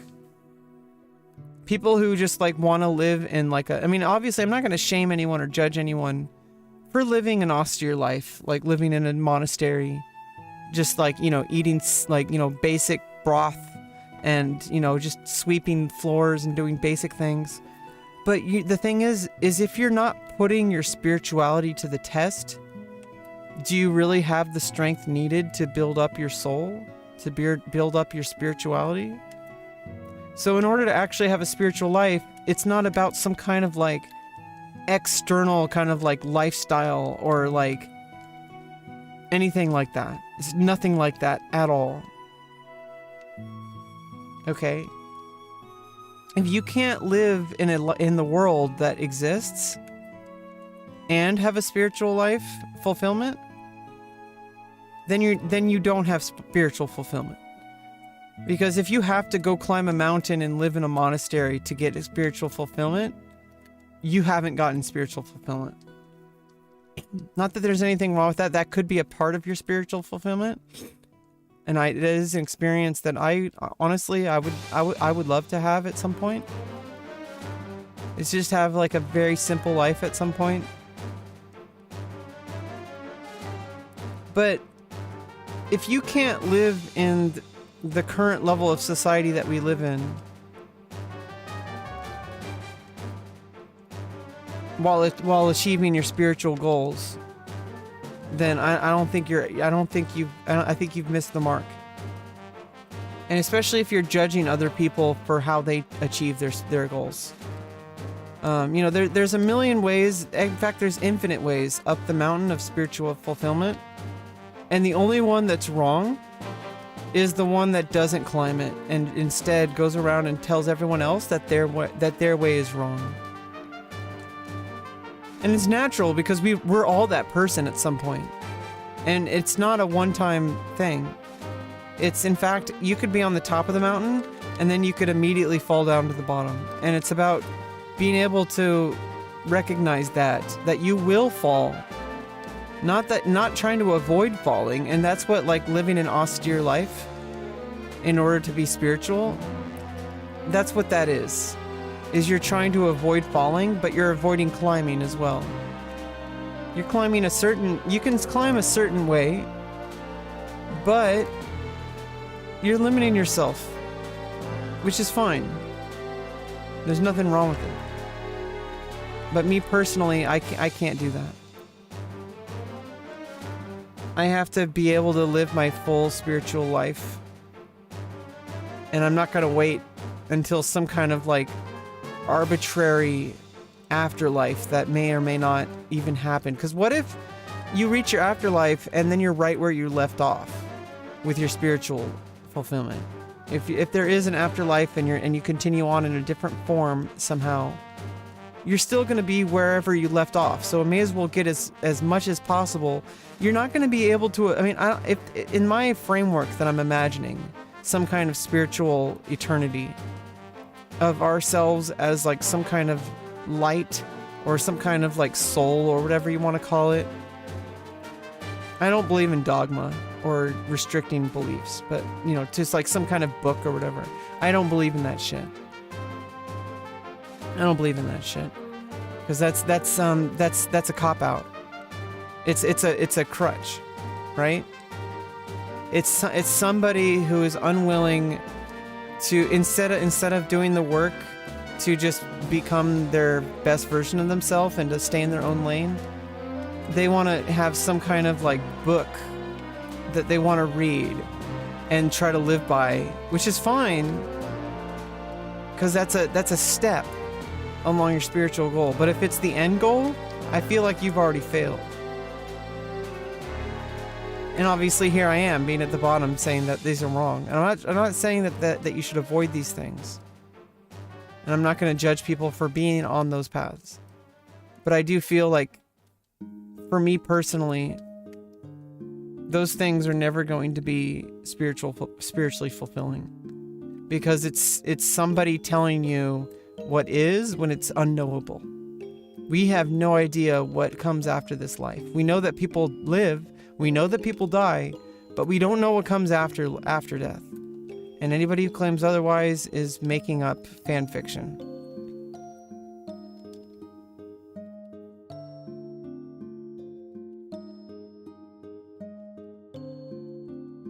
Okay, let's level up. Try to get a party on White Mage a bit.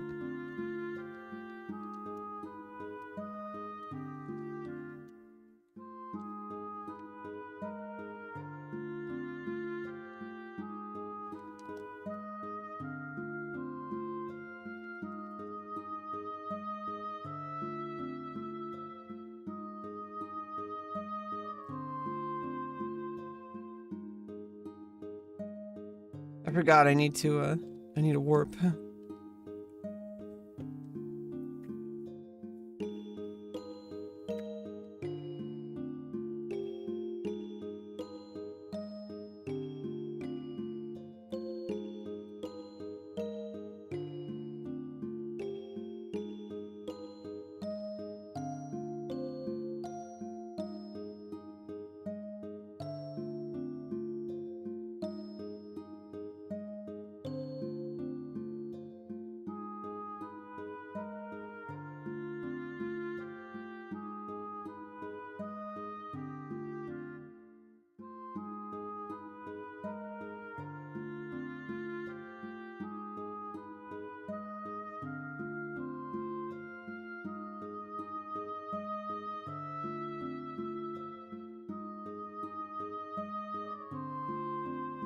Welcome, Dune. No thanks.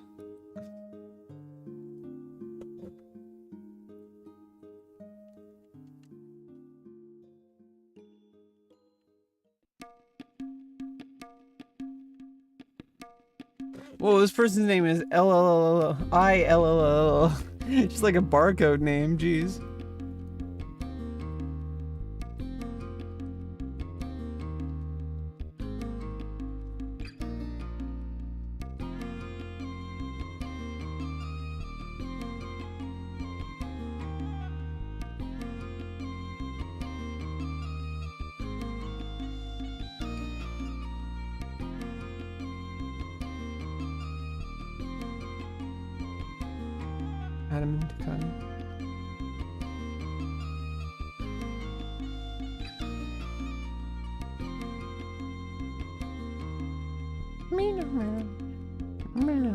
Jay, you just dropped a follow. Thank you, Jay Gray. Thank you so much. You new to Kick, and if you get a minute, I really appreciate a follow back. Sorry, I don't do follow for follow, but welcome. I believe in follow for wanting to follow, and if I have a reason to follow. I don't know who you are, but welcome, Jay Gray. My name is Rebecca Lauren. She, her pronouns. I am going through a male to female transition medically and socially and spiritually. I'm kind of talking about like spirituality and stuff right now, kind of that time of night. I have a very spiritual life that I'm trying. Everything that I do is to achieve the best, most authentic version, most perfect version of myself and my soul identity. So everything I do, especially gender-related stuff, gender is a huge part of my identity. And it's a huge part of most people's identity, even if they don't want to admit it. Not just transgender people. I feel like with transgender people, like we have to go through a very specific kind of like experience.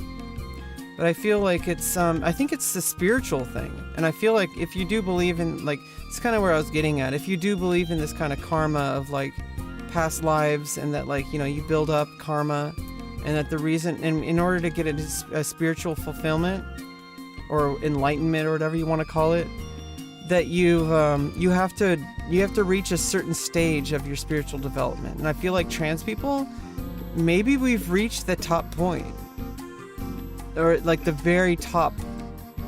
And I don't want to like toot my own horn, and that's not what I'm kind of trying to say. I'm some kind of like perfect spiritual being or whatever. That's not what I'm saying.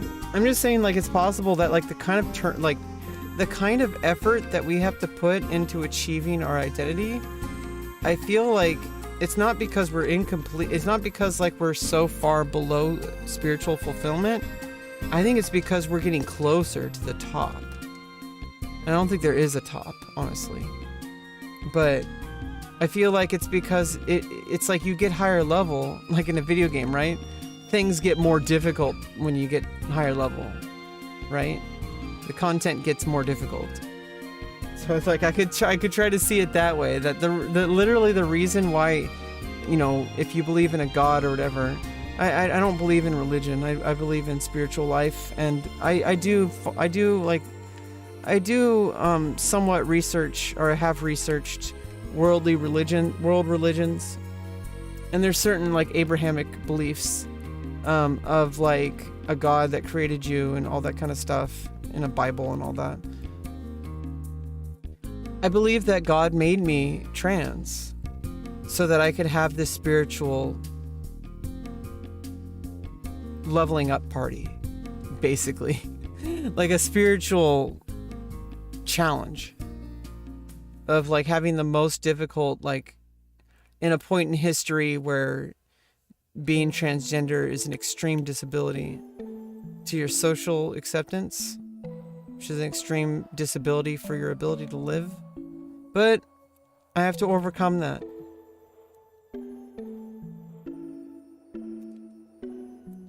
Whoa, you can actually de-level from 4 in this server? You could actually de-level to level 1? Oh, they probably did that so people can do the level 1 level 1, like, in case, I don't know, it's like imagine leveling all. Oh my god, what if there's a hidden hardcore? What if there's a hidden mode? Like, what if you leveled every single job to 75 on hardcore mode, and then de-leveled and then you lost your hardcore status, of course, by de-leveling every single job back down to level 1. And then you get a special achievement, and it gives you a special item. And they didn't tell anybody about this, so the only person who would do this would be someone who would be absolutely insane enough to actually do that. That would be insane. And then you get this like crazy like glamour item that nobody else would ever have.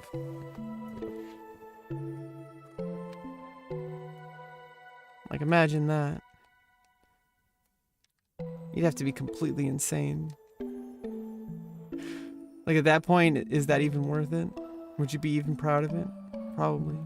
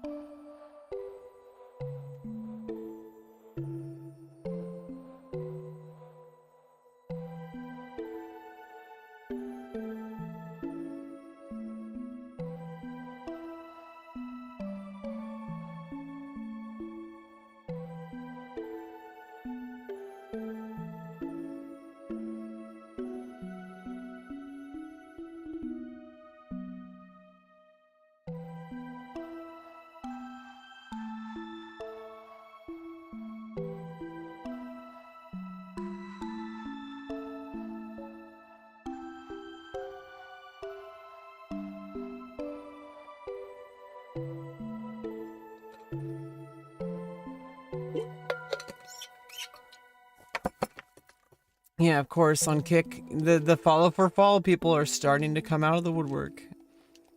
I don't blame people. I understand. I went through that. I had to go through that shit.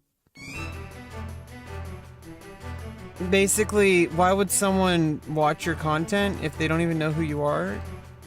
Why would... I literally don't know if you're like literally like a Nazi. That's the danger of following somebody you don't even know who they are. You don't know what their values are. You don't know if they like do racial slurs. You don't know if they like, you know, like might like do something that's gonna get them banned. Like you just don't know. So I like to give people time before I give them a follow. At least like, you know, a few minutes like to like check out like, hey, is this someone I wanna follow? Like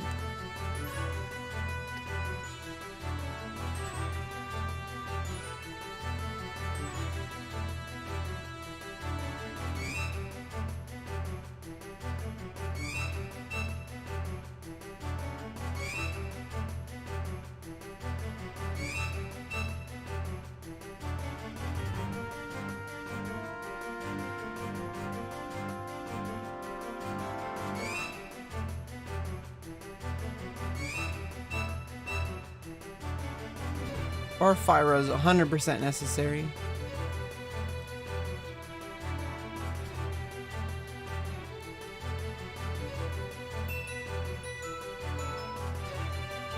May as well get the single cast.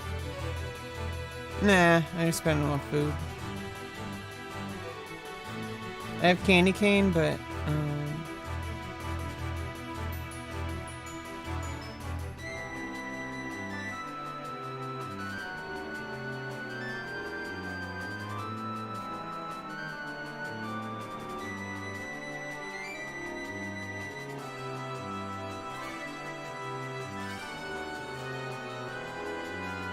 I mean, -1 is good.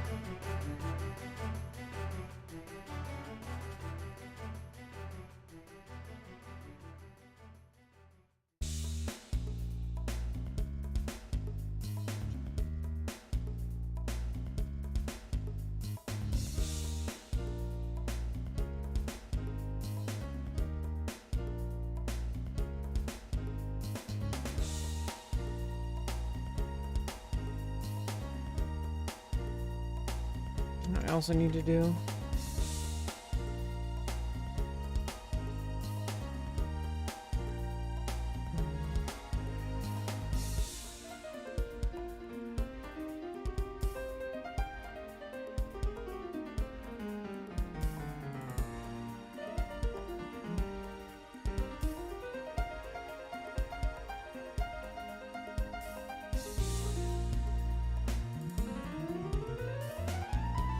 Fat. Yeah.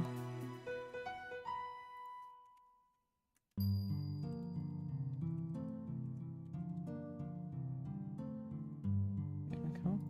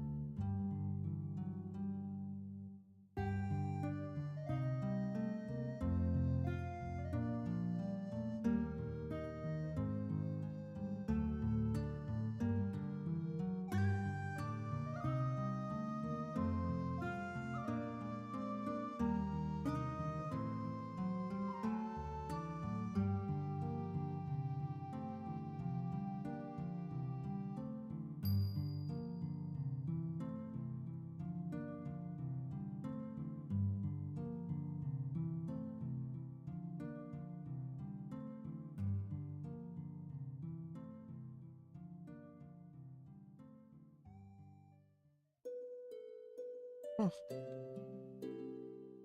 Inventory's full. Oh.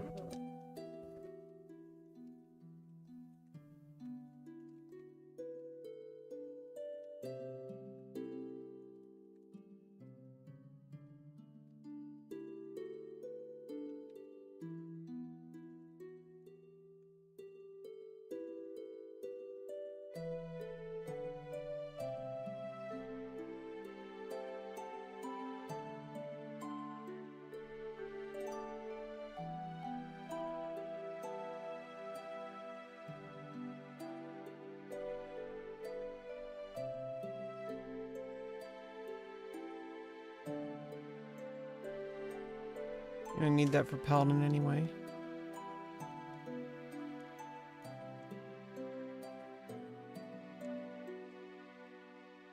Okay, and then what I'm gonna do.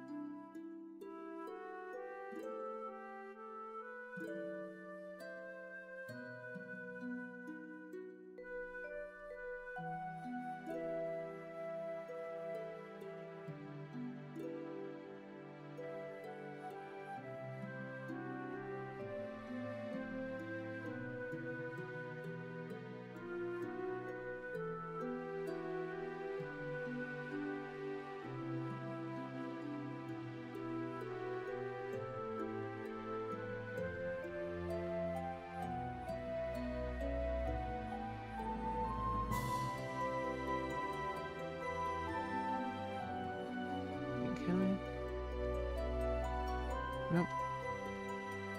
You can't style lock to things that you can't wear.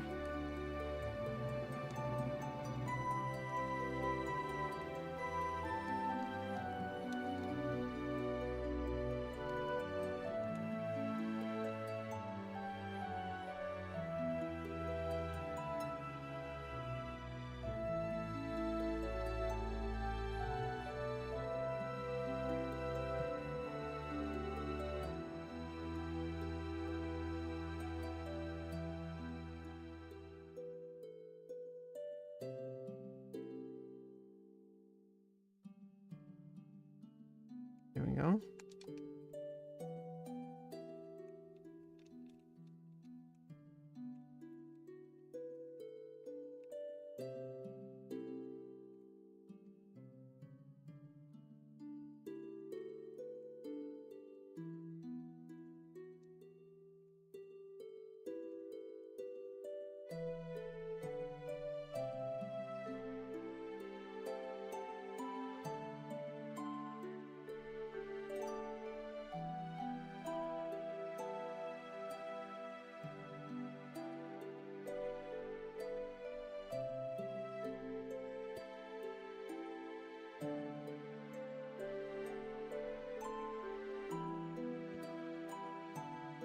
Well, I do have to go get, if I'm gonna party in Dunes, I need to actually get to Dunes because I don't have I don't have the outpost warp yet. I do have Norvalen. I'd probably just run from Ronfort, it's safer. Or, I don't know.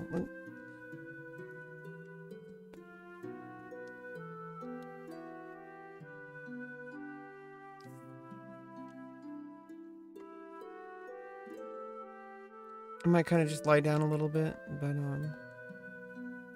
basically just chilling, waiting for a party. It's early in the morning. Lie down for a bit and then get some coffee in a bit, maybe 20 minutes. 4 in the morning, it's coming up.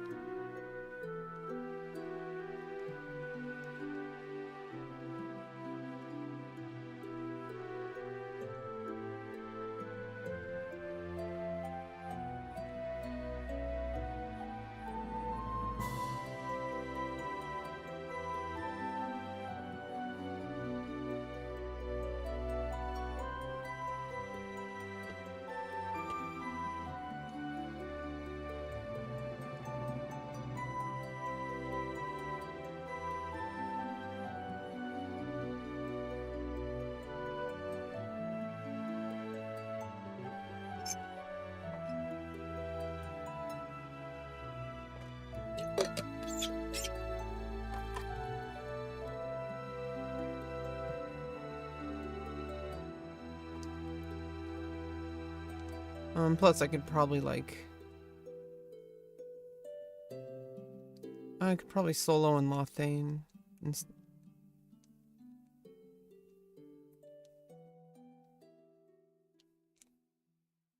No, I was gonna lie down. What am I talking about?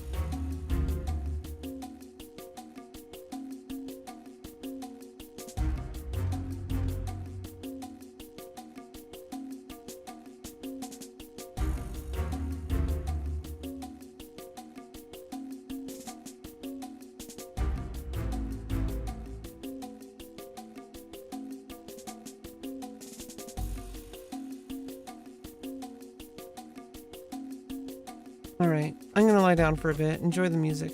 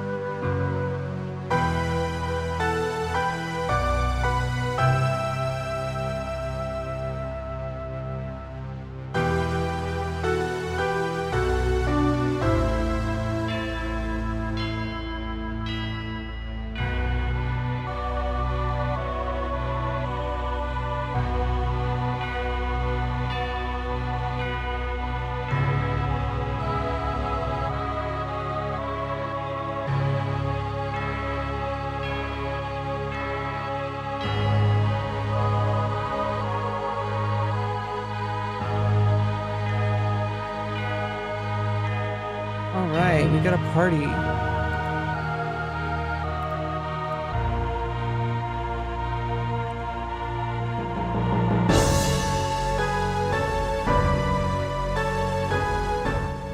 All right, let's go. We got a party.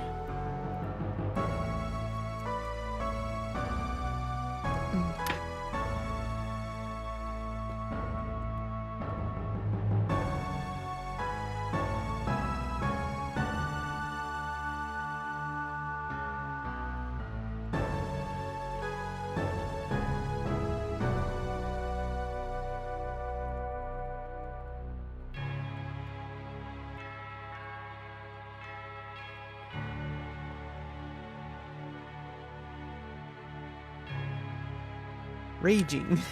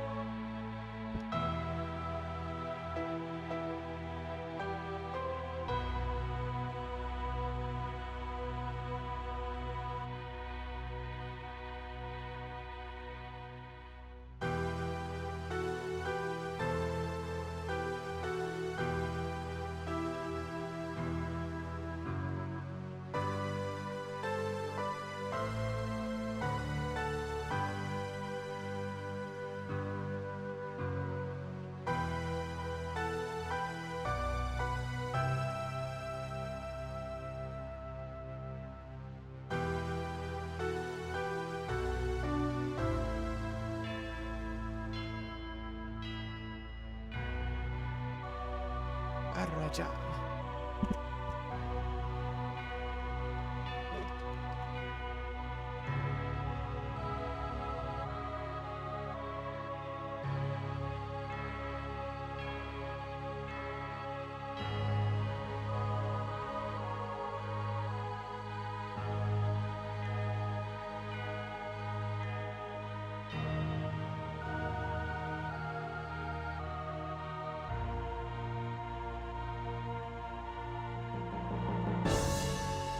Oh no, that was. I should have looked. Yeah, sometimes I do that. Cause I already have that for my monk. Oh well.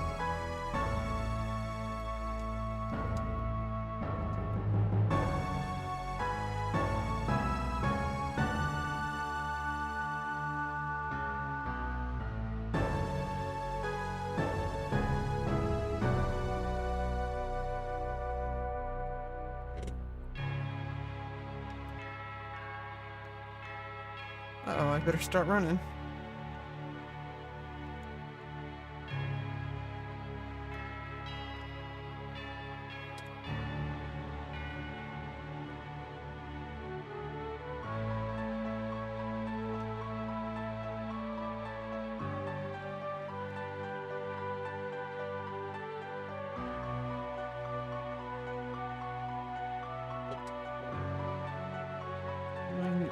Go along the trail. And a nice jog along the trail. Let's go.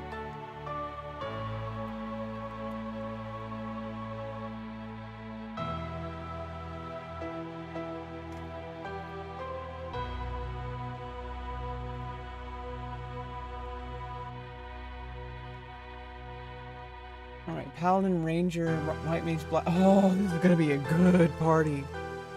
This is gonna be a good one. We might get to level 25 this morning. Oh, no, no, no.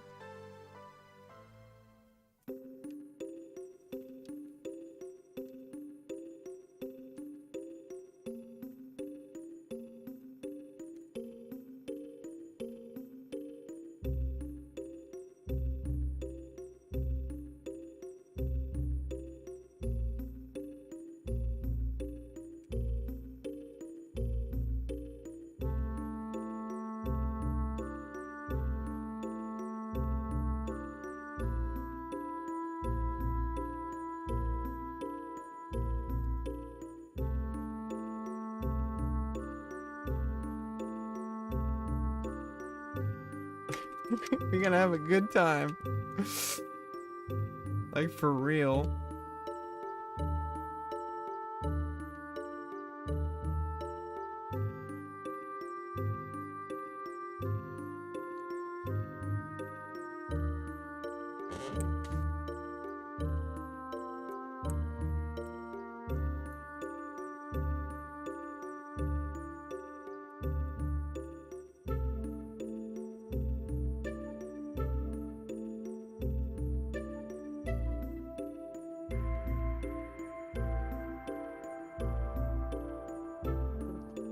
Sheesh.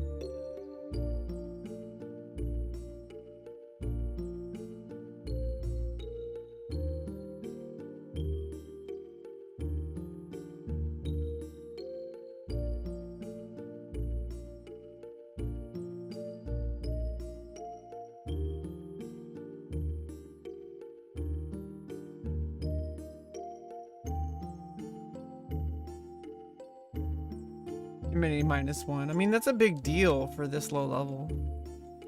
There's no other equipment this level that gives enmity plus or minus. There is an out of era. There is an out of era piece, I think. It was only available, I think, during an event. It was like an egg hunting event. Back in classic retail, there was an item that was like an egg that gave enmity plus or something. But you'd have to throw it. No, there was one that when you threw it, it used provoke.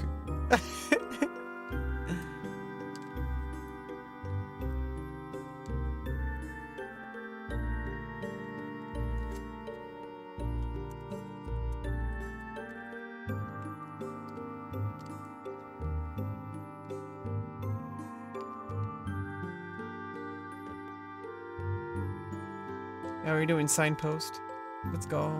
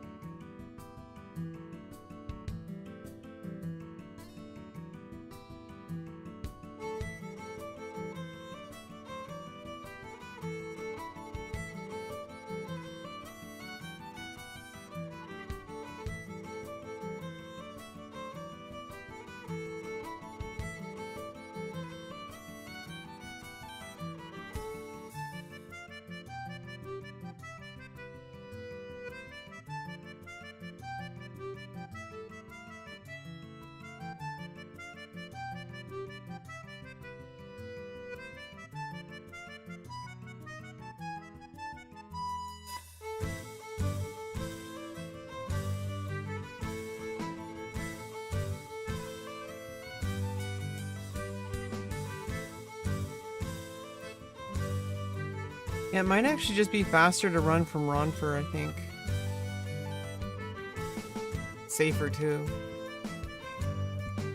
Once you can warp starting at level 15. No, Ronfer warp is level 10. Okay, yeah. Yeah, so until level 15 you have to run from Ronfer. Jugner seems closer, but it's just, it actually isn't, looks like.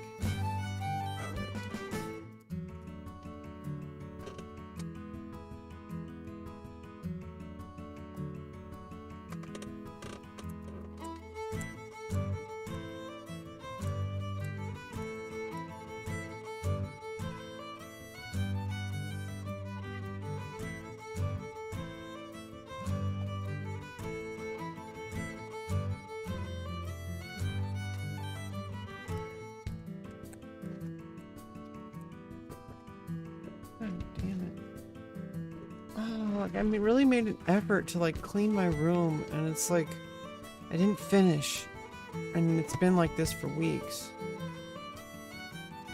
I really hate how I just can't seem to follow through on things.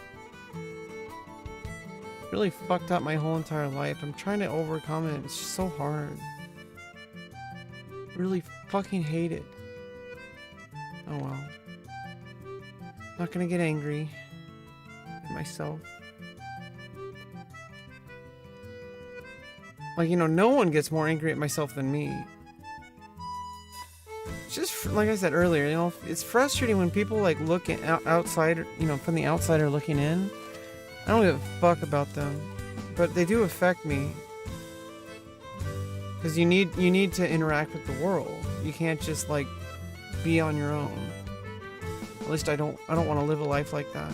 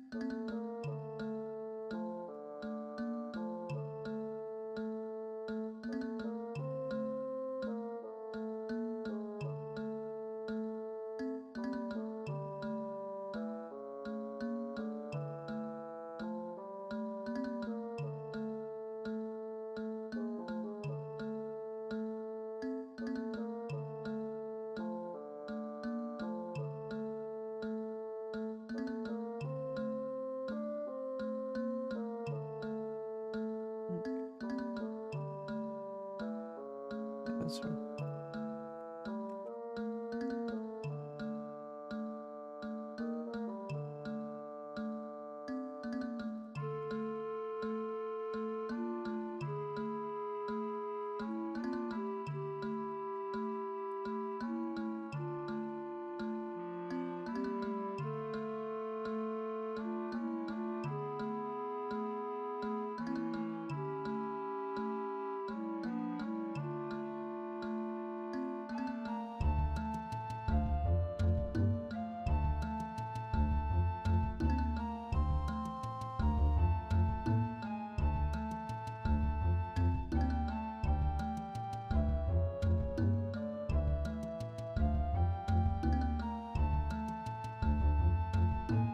Yeah, and floppy overcooked spaghetti noodle.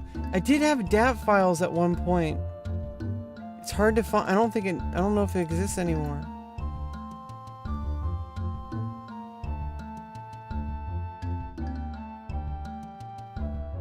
There were DAT files of a bunch of armor that would change into like a Makote tail, which I thought looked cooler.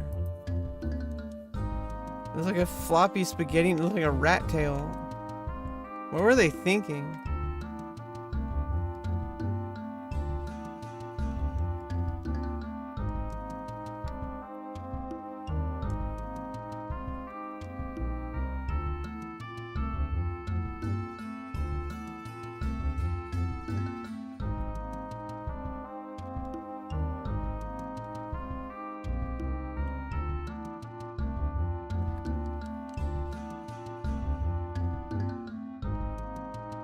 Dalmo Galka Tartar.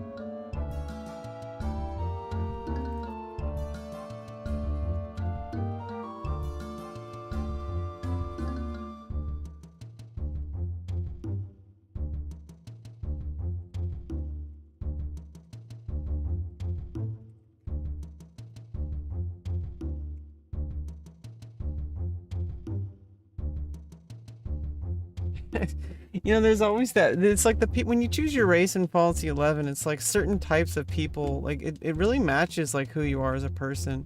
Like I could have never played a Galka, or a Tarataru for that matter. I did originally have a Tarataru. It's just like certain kind of people play Tarataru. It usually comes out through their personality too. Like Taratarus have kind of like a, not like a fuck you attitude, but like almost like a fuck you attitude. Like they're just like Tarus can sometimes have like an asshole kind of attitude. I don't know. Then there's Mithra, which everybody thinks are cringe furries.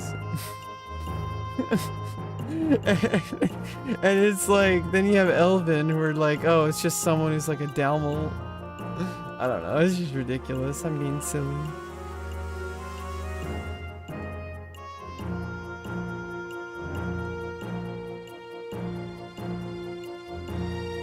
We got some Bastock music.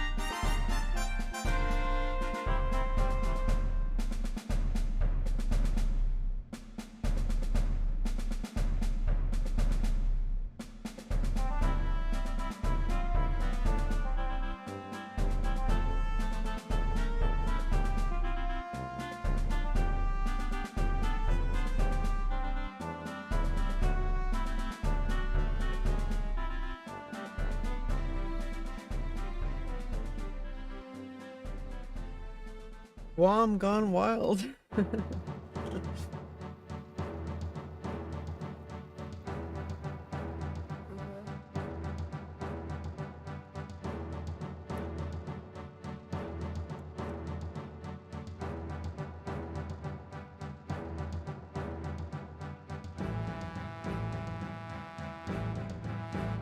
Oh, we have a ranger. I don't know why I thought we had a ninja.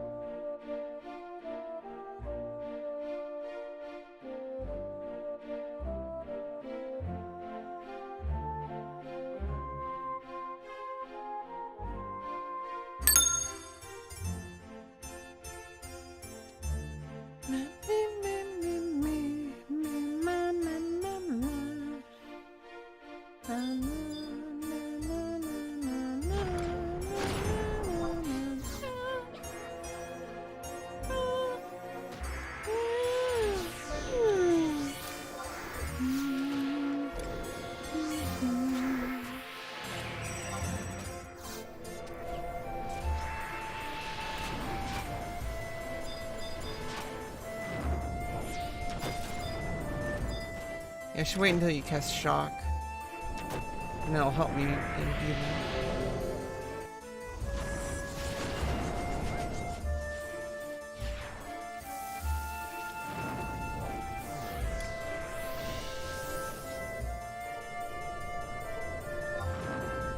Hello. Hi, Subby. How you doing, Medusa? Just leveling some white mage early in the morning. Got some coffee going.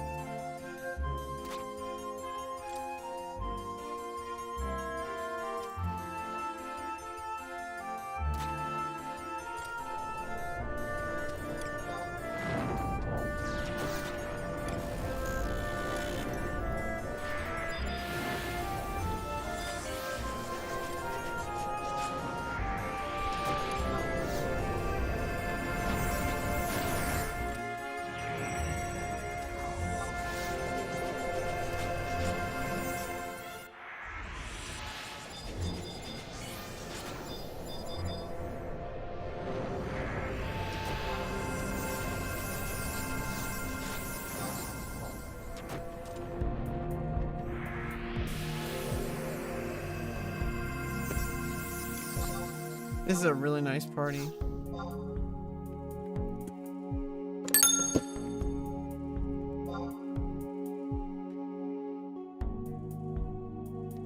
Oh, I guess.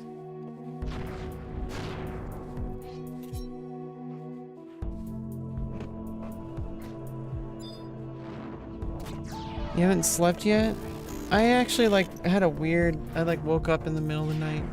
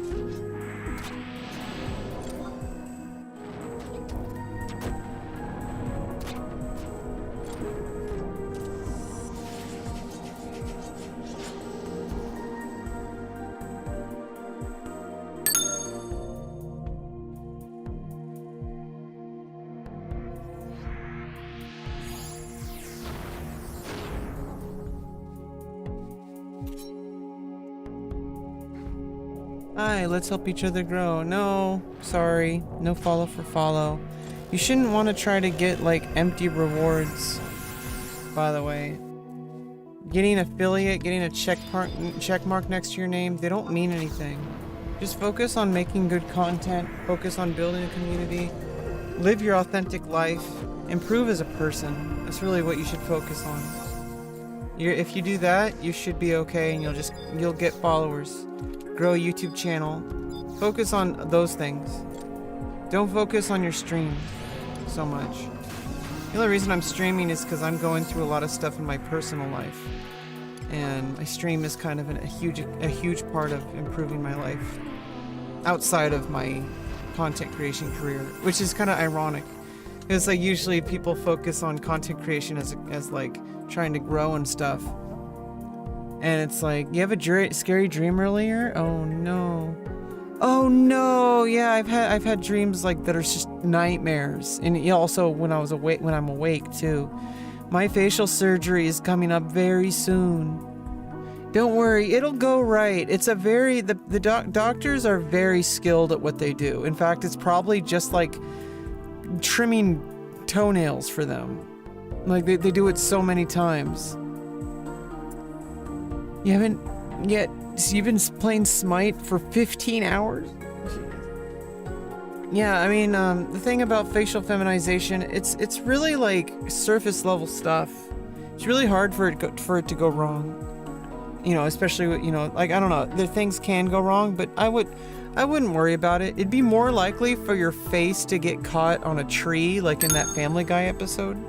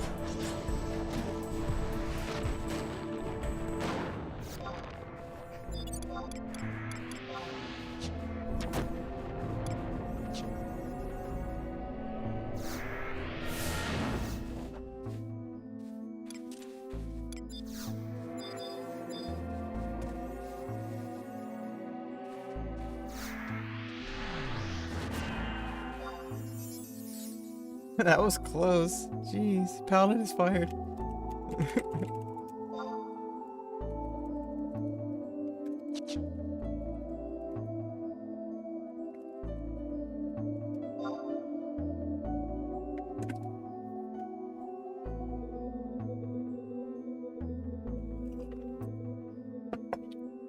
Paladin is fired. Fired! No, it's more likely that someone would actually rip off your face on accident than it is like literally on accident. Like they had temporary insanity. Like it's some kind of spontaneous insanity that would never happen in the history of the world. It's more likely that would happen than your facial surgery would go wrong. And you gotta take care of yourself afterwards. That's really the main thing. That's what I'm doing. I'm gonna be focusing on that. Oh my god, I'm so excited. This is I'm really kind of nervous because of just the whole process of going to the hospital and doing all that.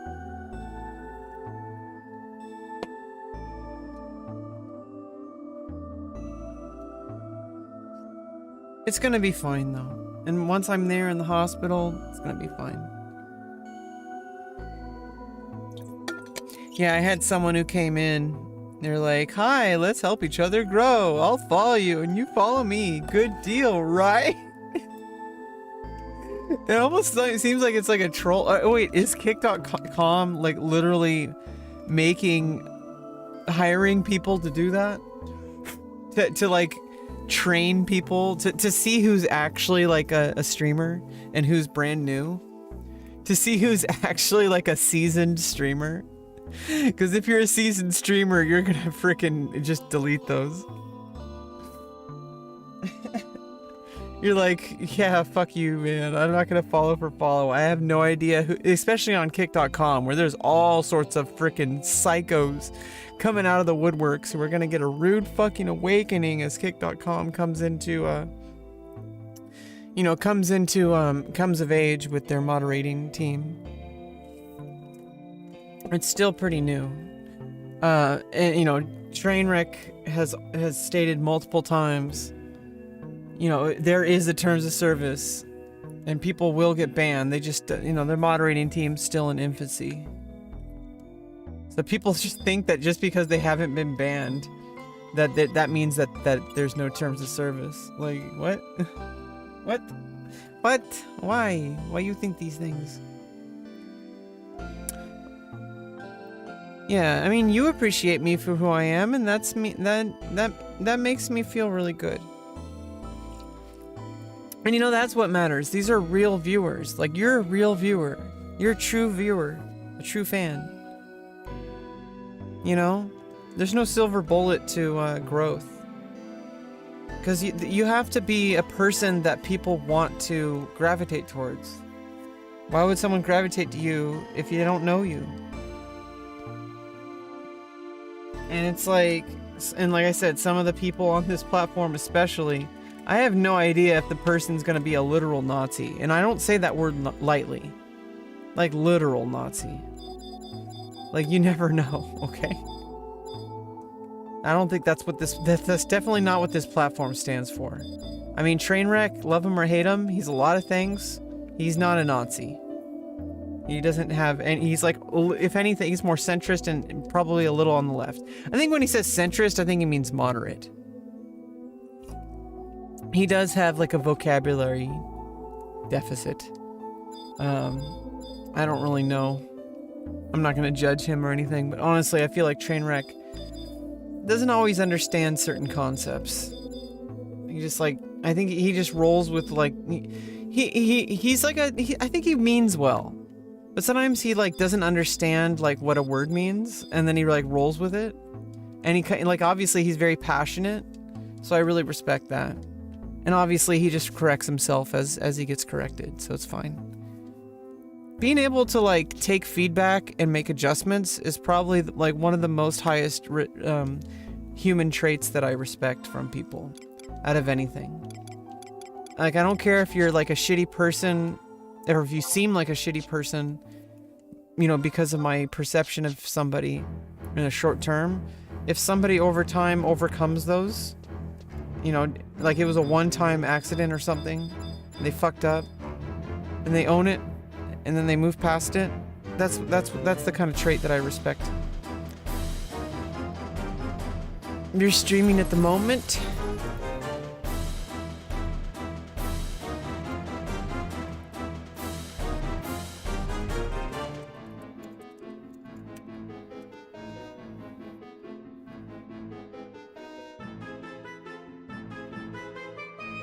Twitch.tv subbing Medusa. Unless you've had a time machine, that content isn't available? What? Oh, there's 3 Bs.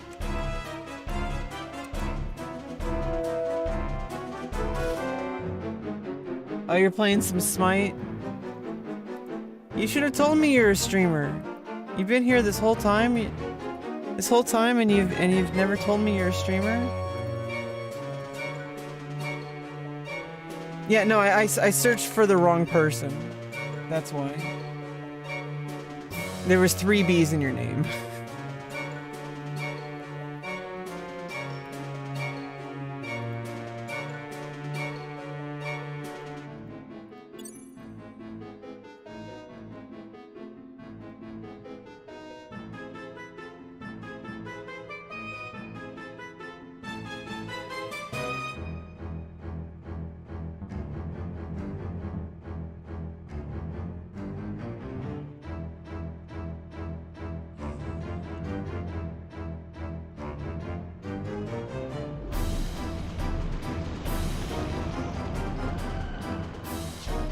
Yeah, exactly. I mean, I'm just saying, like, you know, you're one of my viewers. And if you're a streamer and you're my moderator, if you're my moderator, I'd like to know if you're streaming. You know, you're one of the people that sticks around. You're one of the people who cares about me.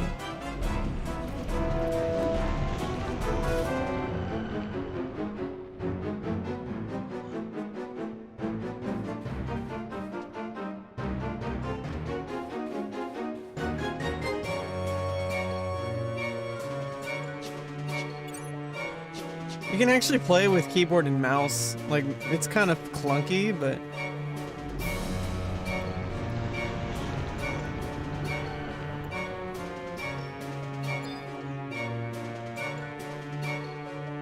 like, you can auto run if you left click, and you want to have like direction of your character rather than map, than angle of camera. If you press right click while you're left clicking, it auto runs. And if you middle button,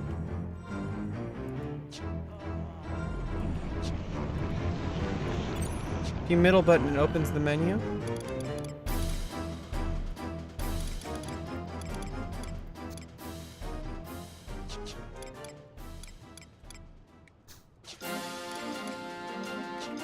And I can actually hear people,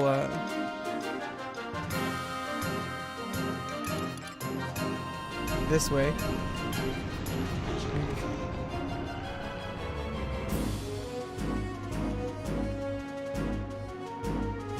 I just like the whole mouse and keyboard play style is just so messed up. I hate it so much. Like I hate mouse and keyboard for Final Fantasy 11. Or definitely just like keyboard if you want to play that way. Some people just do. It's like, I understand that, but it's just, you're part of my family. Well, I am just a content creator, so never neglect your own life for a content creator, especially me. I'll yell at you. If you care more about me than yourself, or you know, then that's not okay with me.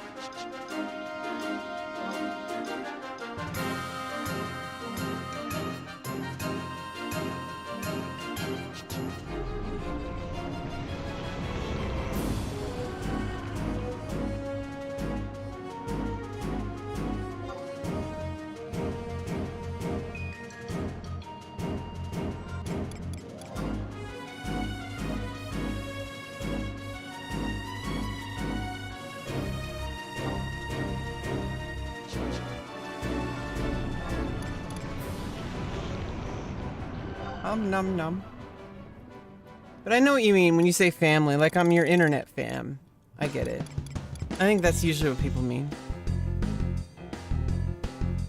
But you never know. There's people out there, you know, that are like... Some people will like literally like donate to millionaires. And I'm like, come on, like, dude. Your life is horrible. So much responsibilities. Yeah. Yeah, we're both in it together.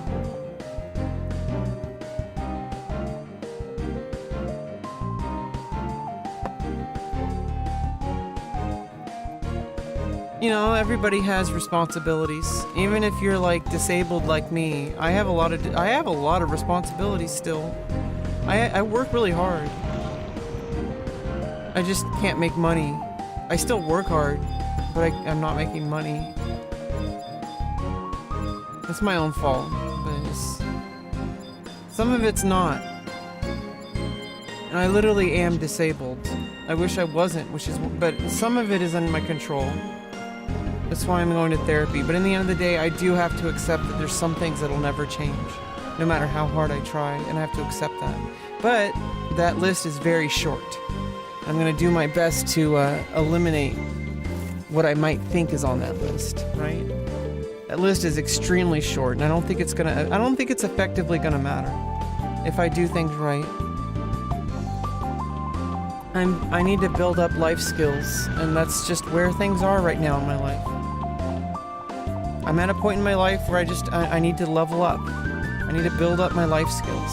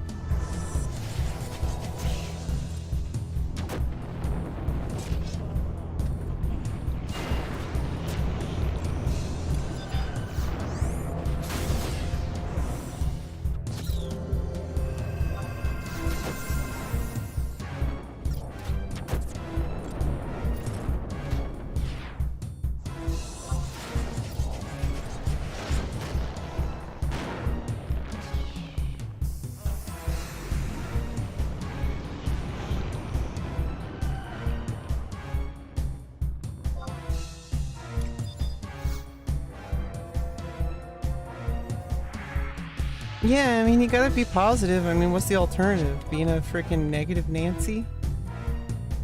I just can't stand how some people that, you know, obviously a lot of us get like a really shitty hand dealt in life. But instead, you know, there's so many people out there that instead of like trying to improve themselves, and I don't get it. I don't get like why people like out there just like shit on everybody and like blame everyone. I don't know. Like, it just doesn't make any sense to me. Like people just give up on themselves. I can't understand why somebody would give up on themselves. And just like, oh, I don't want to do anything. I just hate life. I hate myself. I just want to play Call of Duty for 12 hours a day. Do nothing with my life. Like, come on. Like, what is Call of Duty gonna do for you? Like, I play video games too, but like, I got other stuff I take care of first. I'm taking care of my health, my mental health, and my physical health. Taking care of my body. Trying to get my life to where it needs to be. And part of that, you know, it's like, yeah, like, I'm gonna need to be able to not go insane. And video games are a really good form of escapism, and it's really good that they are. But it's just like anything, like, it could be abused. And I've abused it before too. Like, I'm not perfect.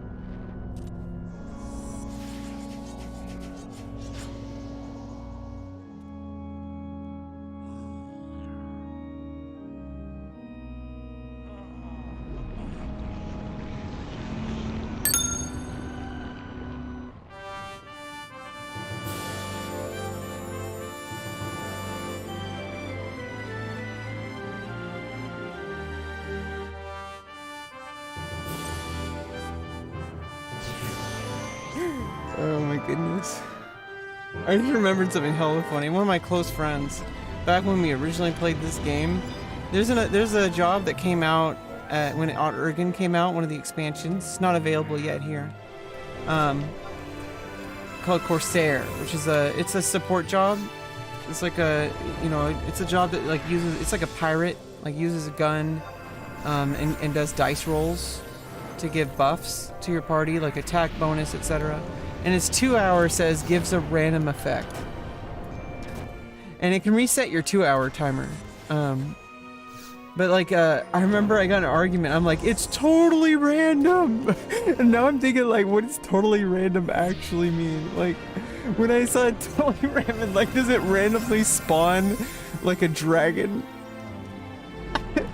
like it can just delete your character.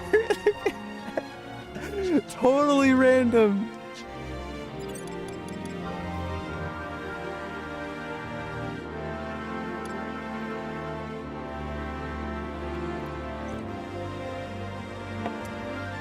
I honestly don't blame anyone. Video games help me, yeah. Yeah, you won't want to do anything stupid. I think in general, people should just not be fucking stupid. Like, isn't that the fucking answer? Just don't be fucking stupid. There's already so many things against you in life, and you're gonna go out of your way to fuck yourself over. There's people out there. They literally do stupid ass shit. Like, stupid ass shit to ruin their lives. Like, dude, all it takes is a few fucking critical thinking skills. I just think some people just don't have the capability. Like, they call me disabled. I think they're disabled, like, to be real. They don't have the brain capacity to even have basic critical thinking skills. It's so fucking insane to me. How people can just, like, do stupid shit and, like, destroy everything that they built. Like, why? What are you doing? Like, life is already against you and you're gonna do it on purpose? Like, they'll just do, like, oh, I'm gonna do this crazy stupid thing that I could have avoided and ruin my life. Like, and yeah, people do make mistakes, they fuck up, but it's just like, some people just have a pattern of behavior. Like, why? Like, you didn't learn the first 10 times that you went to jail? Like, there's people out there, they just go to jail and then they get released and then they go to jail again and then they get released. They go to jail again. It's like, what are you doing? Obviously, whatever you think you're doing, you're not gonna get away with. They know who you are. The cops they're not stupid. They may be, like, annoying and like super racist sometimes. And just assholes in general. Like, they are there to help you. You know, that is supposed to be their job, if they're doing it right. They're supposed to be the people to protect you from the bad guys, right? And sometimes they are the bad guys, that's the problem.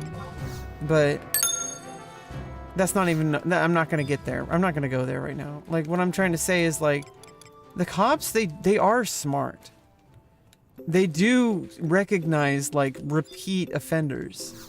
You're not gonna get away with it, okay? Like, I don't know why people think that they can just get away with shit. They're like, I don't understand. It's a mental illness. I mean, they need help. Like, they need actual help, not, like, punishment. And I hate how, like, the system punishes people instead of helps them. And it's like, there's people who legitimately have, like, a lack of empathy, and they have, like, a lack of, like, critical thinking. They have, like, they're like what do you call it? Pathological liars.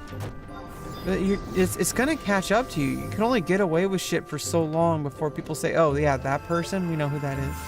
And honestly, like, I feel like I may have fucked over my social life. But I don't think it's as bad as I think it is. It might actually be just fine. Look at people like Mizkif. You know, people hate him, but it's like he's still successful, you know? So it's like someone like me, like, I actually, like, try to improve my life, and I don't know, I have a whole bunch of shit that is against me. Oh, I'm sorry to hear that. I'm really sorry to hear that, Medusa, and I'm glad that you didn't.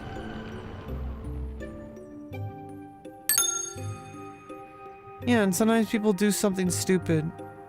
And like I said, people make mistakes. That's not what I'm talking about. I'm not talking about that. I hope you don't think that I am. I'm really sorry if you felt offended. I mean, I don't like hurting people. Well, I'm talking about people who willingly do bad things in a pattern of behavior. Like people who, like, you know, just commit, like, they're just, like, selling drugs, and, like, doing all sorts of bullshit. Breaking the law, like, in a bad, like, hurting people. Stealing from people. Robbing from merchants. People who are just trying to make an honest living, you're gonna take it away from them? Like, really? It's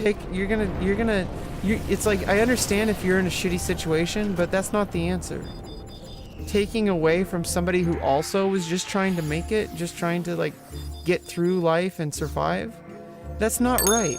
That's just wrong. That's not how life should be. And I understand the material conditions make things a lot harder for people.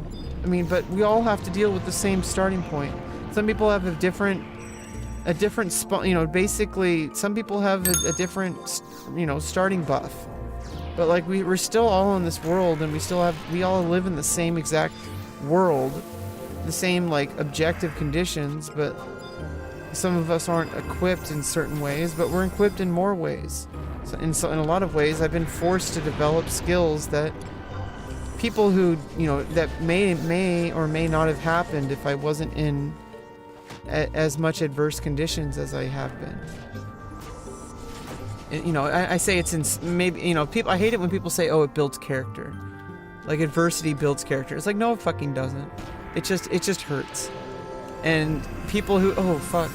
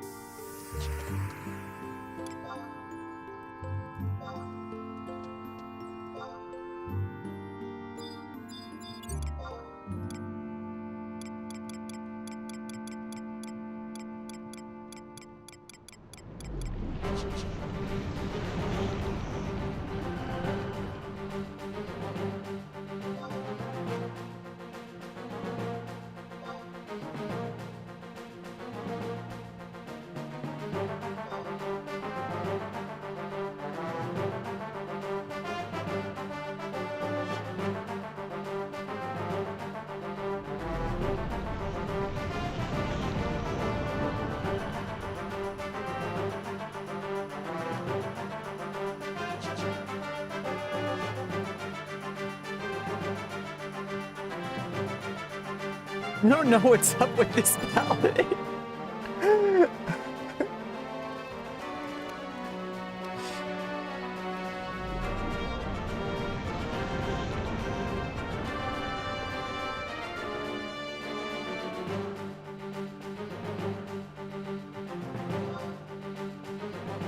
This is the classic Final Fantasy 11 armor. You know what's funny is this is still like entertaining. It's part of the experience. You smoke and drink. I mean, sometimes people, that's where you're at. I've been there. Drinking, smoking, weed, video games. Sometimes you're there. But if your goal is to transition medically, you need to not do that at all. I know that it's hard, but those things are going to make your results, like especially with estrogen and HRT, it's going to make them not as good as they could have been, especially smoking and drinking. I know weed's a little different, but the first year, I went an entire 365 days of absolutely no weed. And then I do have periods where I binged it a bit, but then it's like I've gotten better at it. And, but surgeries definitely. You do not want to go into your surgeries. In fact, you can't go into your surgery if you're smoking weed. CBD thins your blood. If you've taken, they usually don't like tobacco, but like it's generally recommended not to take any supplements, any CBD, anything. At least 10 days before your surgery, but CBD builds up in your body, so you don't want to just risk it. You're transitioning, you're getting facial feminizations, like, you need to treat this as something this is once in a lifetime that you're doing. This is once in a lifetime, and I know it's harsh, but this is the reality of the situation. And if you want to live a happy life, you're gonna have to work on not doing those. And it's really fucking hard. I get it, but it's gonna make everything harder if you keep drinking and if you keep smoking. Video games, that's like kind of neutral, but like weed's at least better than tobacco. But I've known trans women who were smoking cigarettes. Like, are you serious? Like you're going through an extremely important change in your body through HRT, and you're going to like risk fucking yourself over? Like, why? Why? Please don't do that. You're too important. This is so critical, and I don't want to. I'm sorry if I'm lecturing you. I'll stop, but I don't like lecturing. I hate it when people lecture me, but I care about people. I really do. I want you to do well because I had the chance to do well. And I want other people to get the same shot that I have. And the people who are able to be fortunate enough to get gender affirming treatment, I don't want to put this pressure on you, but you owe it to the rest of the trans community to not fuck this up. Yeah, please stop drinking. Please, if you're 18 days away, please stop. They're gonna cancel the surgery if your blood pressure's too high. And you'll have to wait another year or two or whatever. Please stop now. Please. I don't want this to happen to you.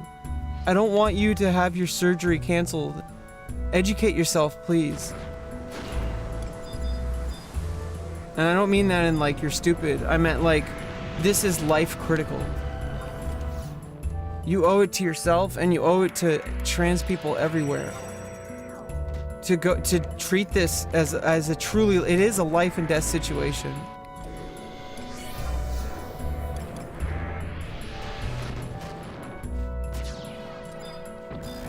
Like it's not something to be taken lightly. It's not something to joke about.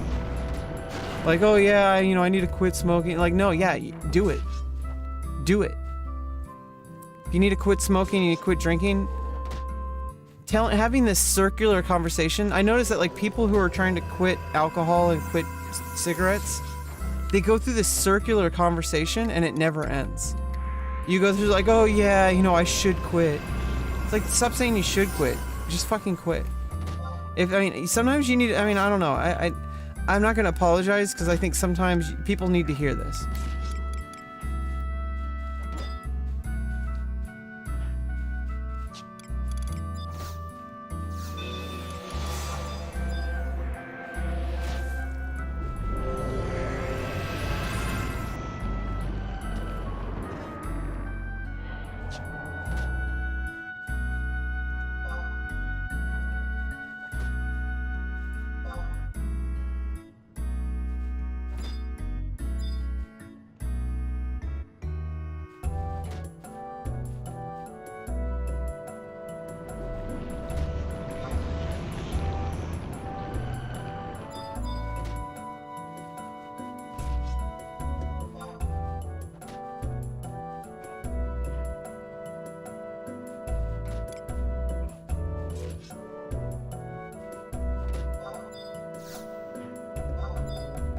To be fair to the paladin, there are 4 mages faking hate.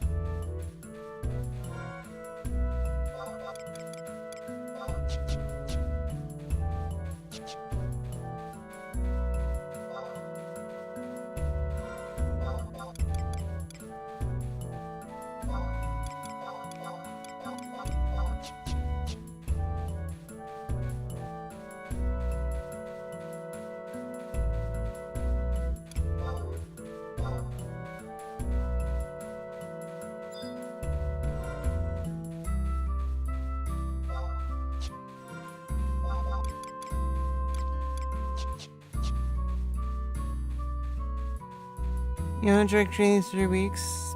Don't smoke cigarettes, please. They're not going to do the surgery if you stop. Just stop. Yeah, I do have a Discord. Just stop. They won't give your surgery if you smoke cigarettes within the last 10 days, and also even within the past 30 days, I think. Just stop right now. If you have nicotine, you got to recover from it first. Didn't the doctor tell you this? Didn't the doctor tell you this?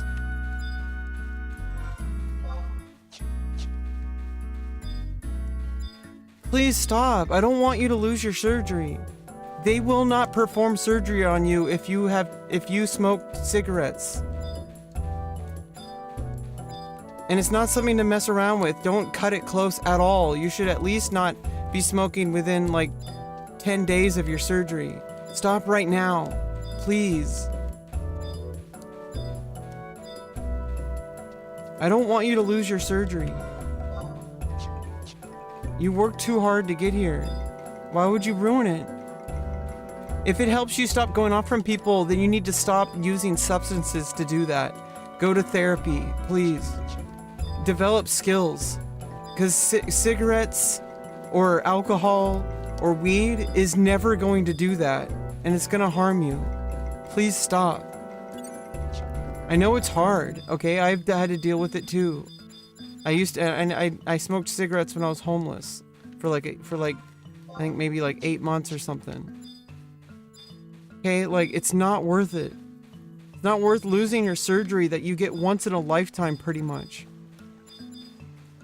It's not worth it. You work too hard.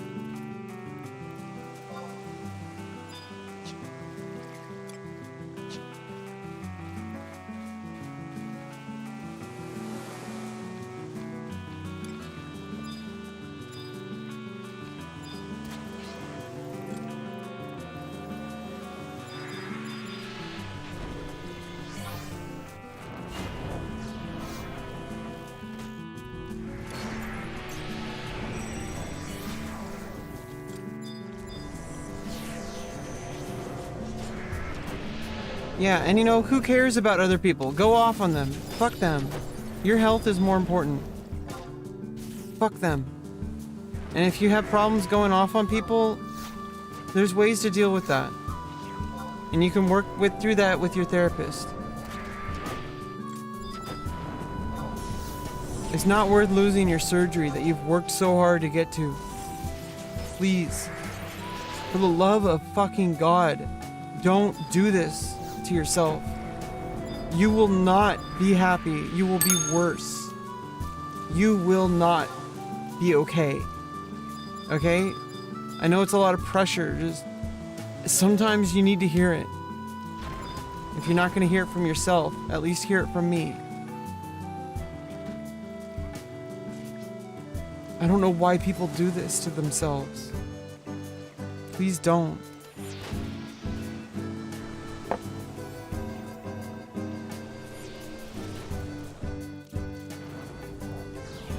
Because I know that you're going to have an amazing surgery, just like I am.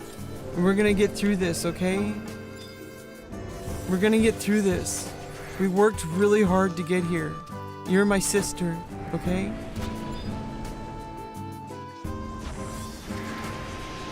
My trans sister. Out there in the world. Whoever you are. And I care deeply about every person out there, especially other trans women. because we go through all the shit we go through, and it's really fucked up. But, you know, we owe it to ourselves and to each other to make sure that we do whatever we can to survive. And when it comes to life-saving surgeries, there's nothing more important. Nothing more important. Fucking go off on people if you need to.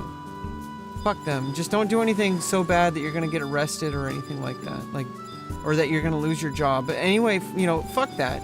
Lose your job. If you're gonna get the surgery, I mean, don't lose your job, please. But if you're going to be, if the choice is between losing your job or losing your surgery, there's no question. Like, there's no fucking question. Who's trading with him? What?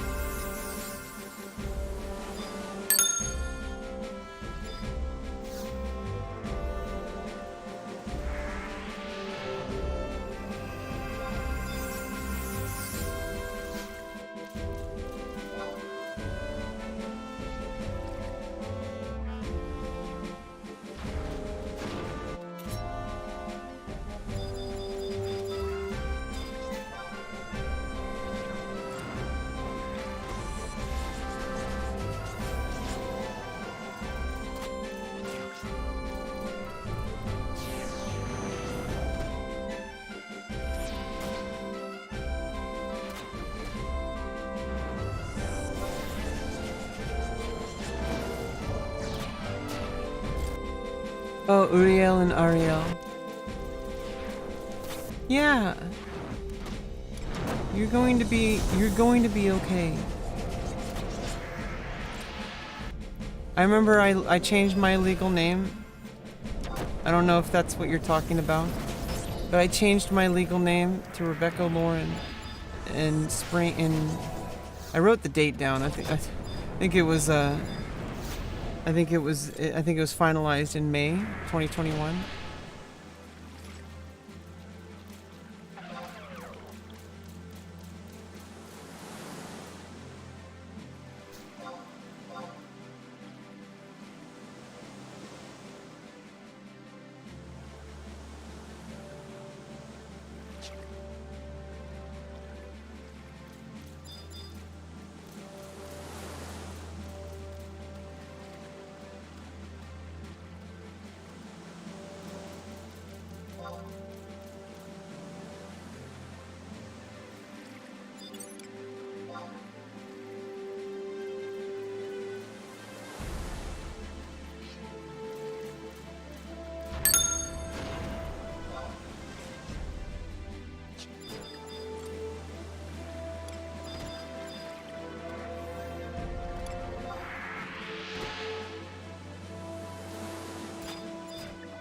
Yeah, so it looks like we're gonna have a, you know, I'm gonna take a break after this party.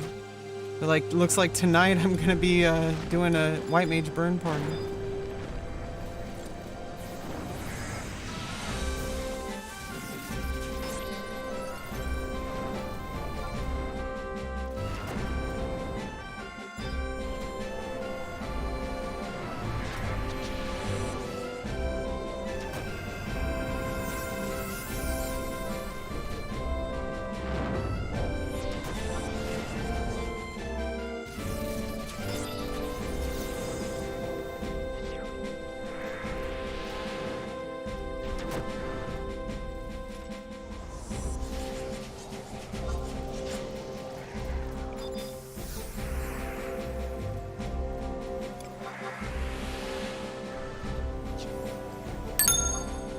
Yeah, it looks like we're gonna have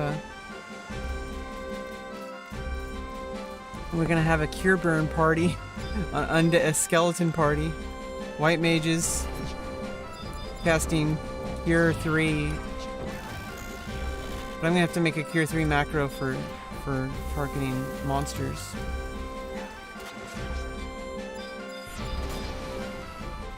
Because mine normally only targets party members.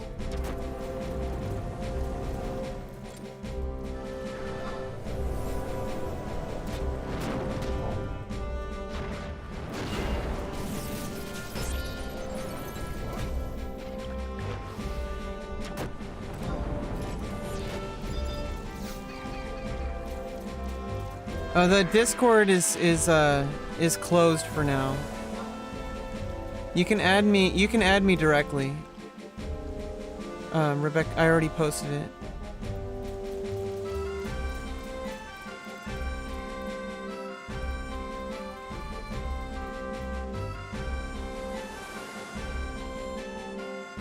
You can reach out to me anytime you need some kind of encouragement, because I know that quitting substances can be really difficult, especially like cigarettes. I know it's like, and alcohol can be really hard. But you, like I said, I won't belabor this. I'm really sorry that I get this way sometimes, and I hate it when people do it to me, so I don't know why I do it to others. But, you know, I try not to, but, like, it's just so important. I don't want you to ruin your life. And this is serious. Like, this is like, if this gets ruined, you might never recover from it. And I don't want that to happen to anybody. I don't want that to happen to myself, and I don't want it to happen to my moderators, and I don't want it to happen to my viewers. I don't want it to happen to anybody. And, you know, like, trans people, we have it already so hard, like, you know, like, I don't want that to happen. I did everything possible to avoid any, like, I don't even take supplements. You go into that surgery, if they have any reason to not give you surgery, they won't.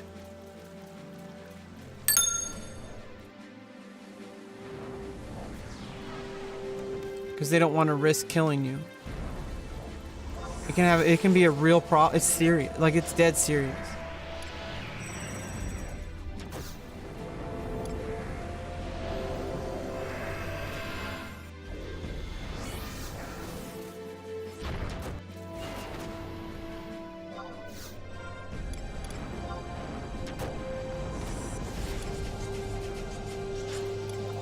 Was supposed to be a noodling show?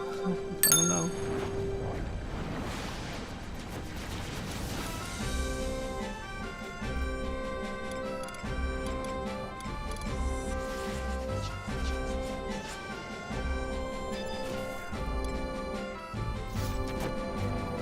Smithers.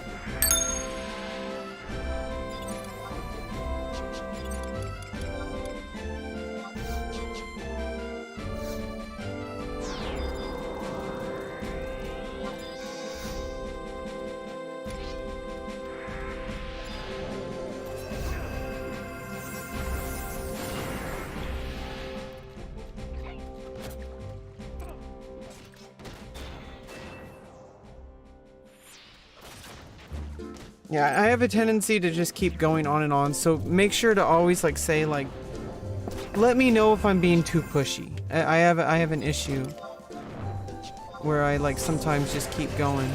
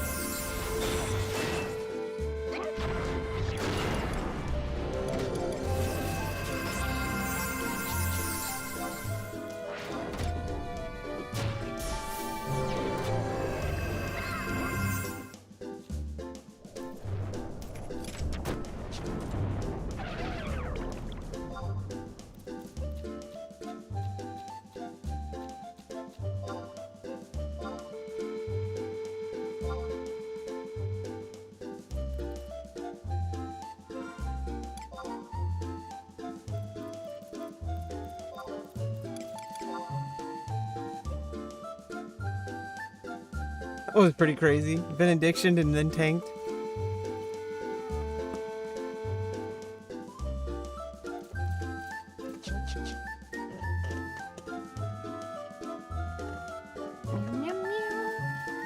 Perfectly fine. Yeah. But you know, it's a continual process, okay? Cold turkey, I mean, unless you've been drinking as heavy as like my dad, like two to three or four bottles of vodka a week, you can go cold turkey. It's going to be really hard, and the first day is going to be the hardest. 3 days is all you need. It's going to be really fucking hard, so find something to do, like video games, play Smite. Or play a game that's going to be like distracting you enough. Cold turkey is the way to go. It lasts. And like going through the process of, it's a spiritual process too. It's not just chemical. If you go through the process of cold turkey, most people who quit cigarettes relapse, especially if they wean themselves off. If it's so bad that you need medication for it, that's different. But I don't know how bad it is for you. But there is something to be said. Just going cold turkey, you're gonna get sick. It's gonna be really fucked up and painful. But you owe it to yourself to have a good surgery results. And you know, even especially after the surgery, you definitely don't want to go relapse. Your recovery is going to determine your results. I know a lot of people just want surgery to fix everything. It's not going to be like that. I'll stop going on about this. I'm sorry. Yeah, cigarettes, it is hard. But if you go cold turkey, it really will work. And it takes like 3 days at the very least. And maybe a day, actually. The hardest is going to be the first day. Just throw away your cigarettes. Don't even smoke the rest of them. Throw them away or give them to somebody. But you might just want to throw them away just to have that mental image of like literally like they belong in the trash.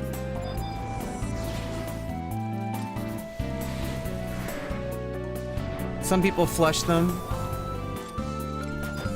Or you could literally put them in like a barbecue pit and just burn them, and then get away from them so you don't inhale it. You need that like spiritual kick. And when I say spiritual, I don't mean religious. When I mean spiritual, it's like things that aren't, what we usually think of like with things. Like when it's like stuff that's like a personal nature, stuff that requires like psychological intervention from yourself. Things that are like quitting cigarettes or starting flossing, which is a thing that I'm working on. I have like a water flosser. I finally found the tip to it. because I hadn't had the tip to it, and then once I lost the tip, just the tip, once I lost the tip for the water flosser, it was GG. Like, because that was what made it easier for me to actually do it. Was getting a water flosser, and it's, you know, it massages the gums, which is like what the main purpose. Besides, obviously, it doesn't clear out the insides. I mean, the in between the teeth as much as actual floss does. But I do have floss picks. But the thing is like without the water flossing, it's hard to get into the habit of flossing. So that's kind of where I'm at. So for me, you know, for you, it's quitting smoking. For me, and thank you for the raid. I didn't see that. I'm sorry. Thank you for the raid. For cigarettes, it's not quite the same, but like it's starting flossing is probably as hard as quitting smoking. So it's like we're both kind of in there, but in different ways.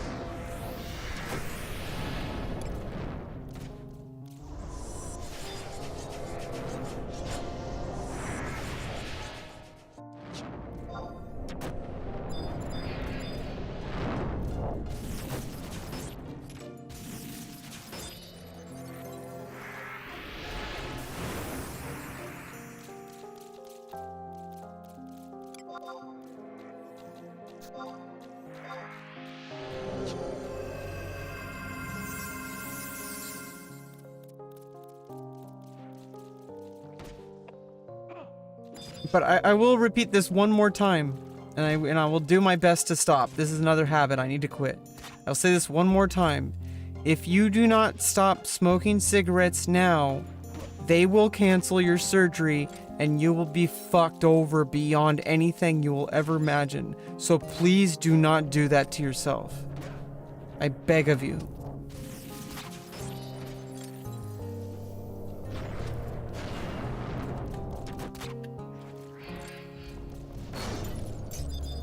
Okay. Anyway, moving on.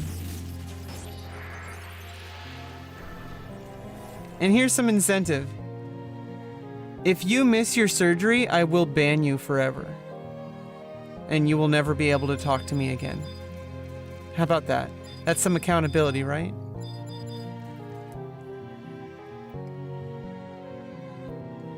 But that pales in comparison to the repercussions that you would actually face. But I don't, you know, I will not enable it. Anyway, I'm done. Sorry, I don't want to abuse you like this. I'm so sorry, Subby Medusa. I'm so sorry I can be abusive. I don't want to be like that. But I feel like something that I don't know. It sounds like you want me to be like that. You need someone to hold you accountable. Sometimes people, you know, I'm not gonna coddle you. That's because I care about people. Even though I've never met you, you're one of the people on my stream who's not a total piece of shit. So I've given you moderator. I don't expect you to do anything with moderating. And I do expect that anybody who enforces the moderate, you don't have to moderate. Usually I'm good enough moderating. And I'm not really at the point where I need heavy moderation. Because I usually just take care of it myself. Like way faster than my own moderators. Like I'm better at it than you, possibly. But the thing is like, it's more of a sign of like trust. That I usually moderate people who have shown that they're genuine people who, you know, care about me and my stream and what I'm doing with my life. People who basically people who aren't going to be pieces of shit. That's like, I'm not trying to say it's meaningless that you're a mod, but like I'm just saying like the bar's pretty low, and you and you cleared it, at least for now. Unless you fuck yourself over, then it's GG.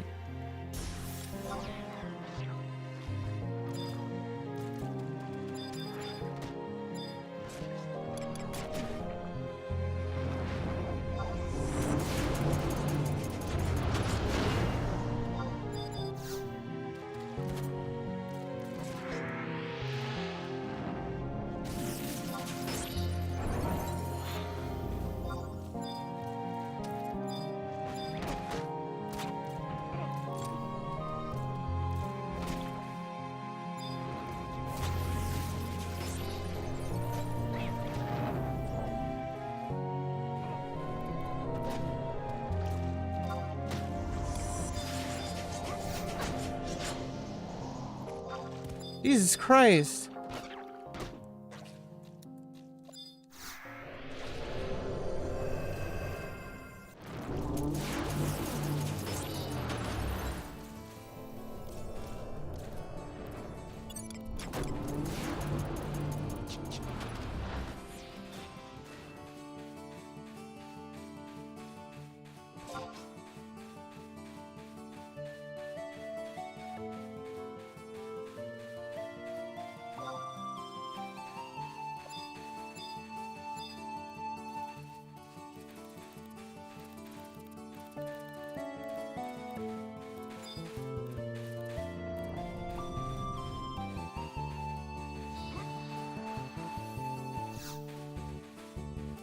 I don't have MP. I have 1 MP away from being able to cast it. Yeah, I mean, a lot of, I don't know. I really sucks. A lot of us really have trouble with family, especially us trans people, but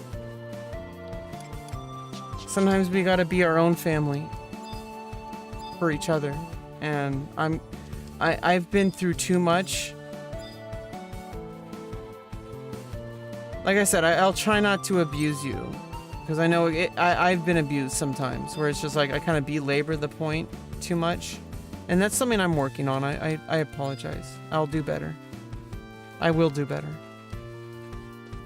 But like it makes me angry. Like it actually makes me angry that. And it should make you angry that, you know, you need to be angry at yourself, not in a bad way, but in a productive way. Don't hate yourself. Be angry at your behavior, not yourself. And that's what I do. And usually it can be really bad sometimes. Like, just try to take care of yourself, though, without judgment. Like, because when you judge yourself, it's harder to do the things that you need to do. Because then you're going to be saying like, oh shit, like you're hurting yourself when you judge yourself. So the way we overcome our problems, this is what I've learned through therapy. The way you overcome your problems is recognizing the problems, giving them a name, so that you know what they are. Identifying the problems first, without judgment. And it's key to have no judgment. And the truth hurts, but it doesn't have to harm. Do you know what I mean? That's the without judgment part. And the truth hurts because sometimes things hurt, but it doesn't have to harm you.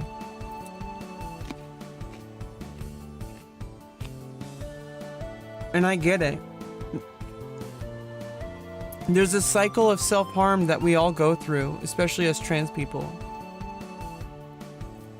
And here's we go. Here's another follow for follower. AK-74, please don't do this. Please don't. It's not going to help you grow your channel. It just won't. And it's gonna get people, most people, I just deleted it. You know, I give you a warning. Channel. Most people will just ban you. And it's gonna get people, most people, I just deleted it. Oh. You know, I give you a warning. Channel. Most people will just ban you. And it's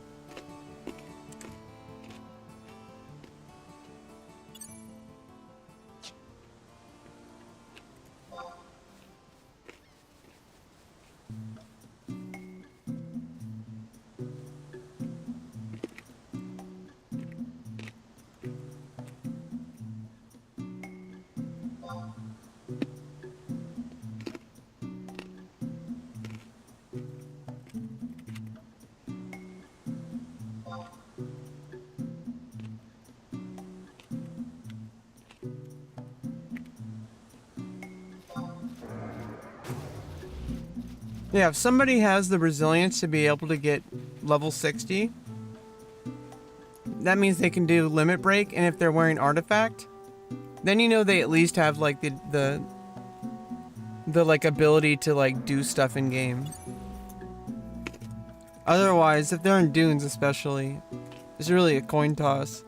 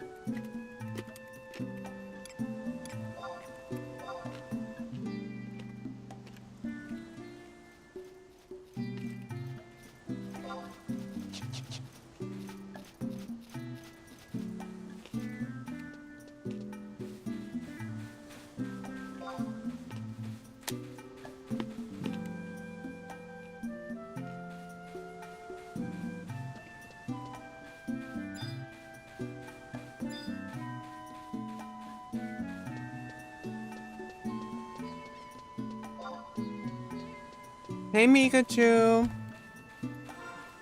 I got a new link shell called Cure Burn. It's all white mages, and they're gonna do a Guzgan party, a Guzgan Mines party tonight. After this party ends, I'm gonna call it. But then later today at 5 p.m. Pacific time, I will be back on, and we're gonna do that. We're gonna do this thing for the first time. We're gonna do a Cure Burn party.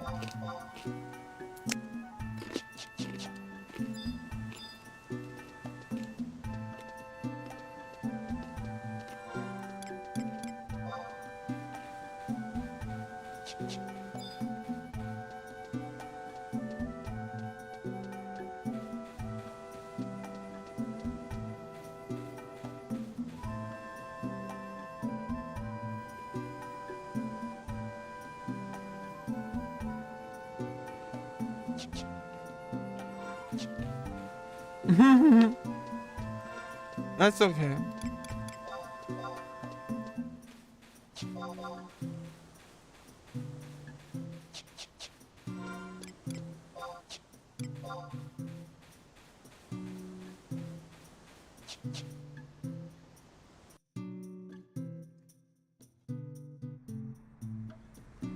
I'm just speaking nonsense. It's okay.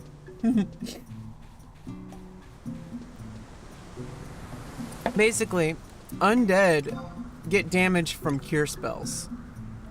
So they heal your party. You know, white mage is a healer. So, you know, white mage is a healer. So you get protecting spell, like buffs, some enfeebles, and cure spells. Healing spells. So basically you cast, when you cast cure on an undead, that are also, susceptible to club damage, which I have a Decurian's Hammer. It's a higher damage one. You have a casting one and a damage one. So it's like, I need a skill up club though. But I'll do that in the party, I guess. But basically, basically what you do is you banish them and then you club them. I mean, you cure them. You cure them and you club them. They'll tell me how to do it. You know what the flow is once we get started tonight. But it's at 5 p.m. tonight Pacific time. So if you want to catch the stream, that's when I'll be on for that event. You have to add me as a friend. It's Rebecca Lauren 9580. Oops. Yeah. What happens then? Well, we're gonna, like I said, that's when we're having the party. It's an event. You just club them and you kill them and you get XP so you can level up. And they also drop bone chips, which I guess you could sell or craft.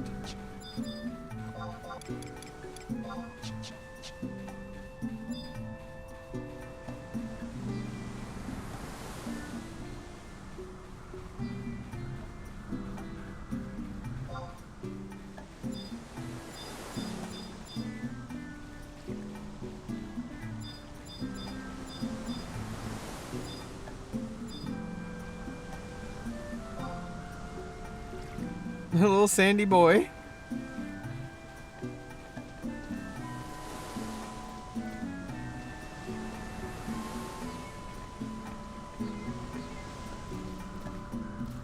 What the hell?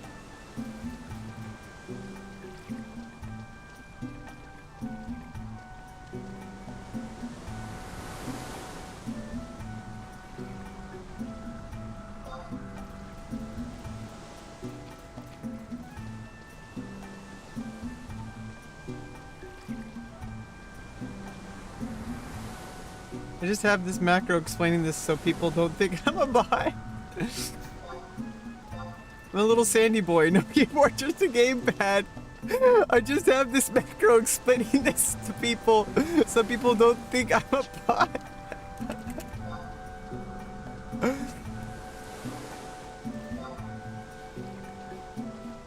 Oh, there we go.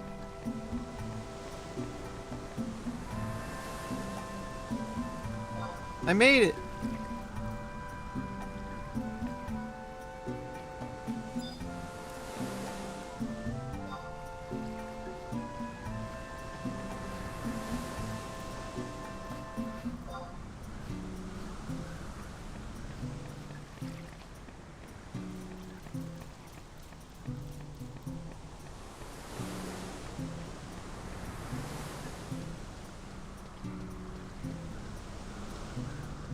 Yeah, it's mostly leveling up. It's leveling up, getting gear, leveling up, making gil for gear, and missions for storyline.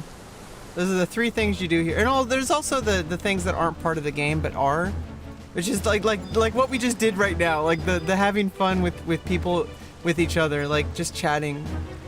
Like it's also a chat room.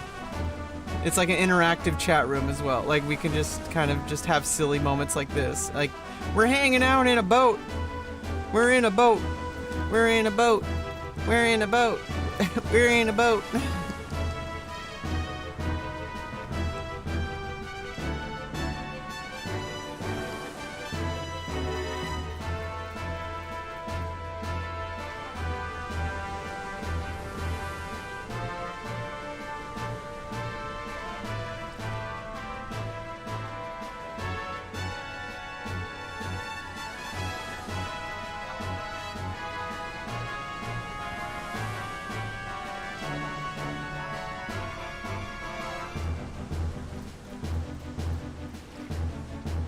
Just pick her up. Oh no, he didn't.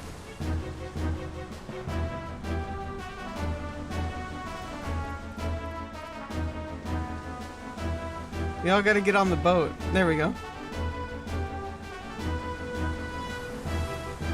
You guys come over here.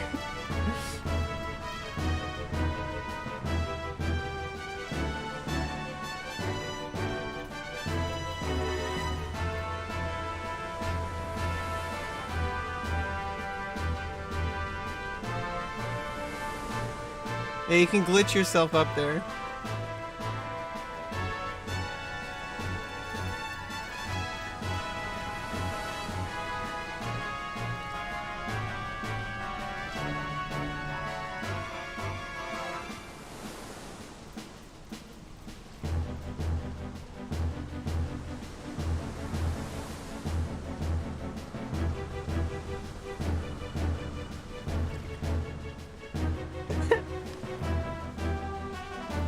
It just keeps logging in.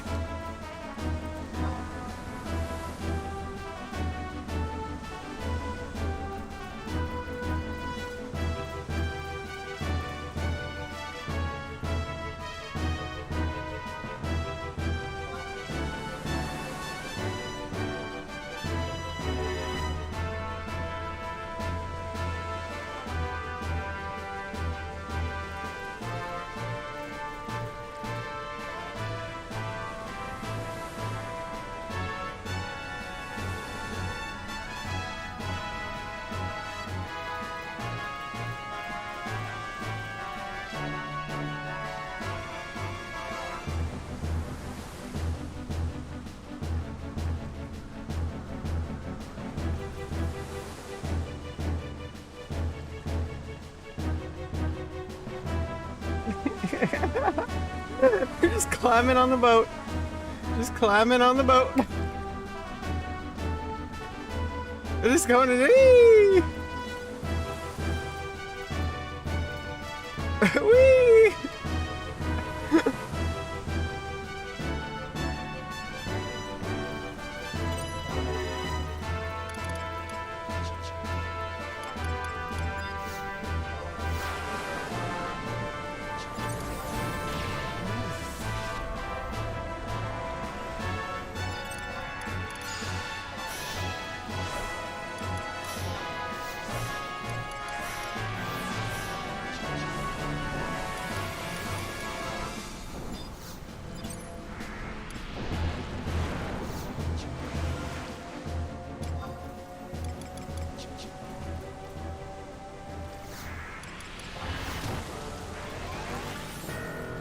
Oh shit, we just died. That's the death music in the game.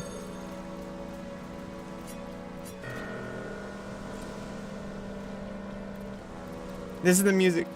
If you have the music on, this is the music that plays whenever you die. It would be even more funny if like they put the level down sound as well. Like when you the D level.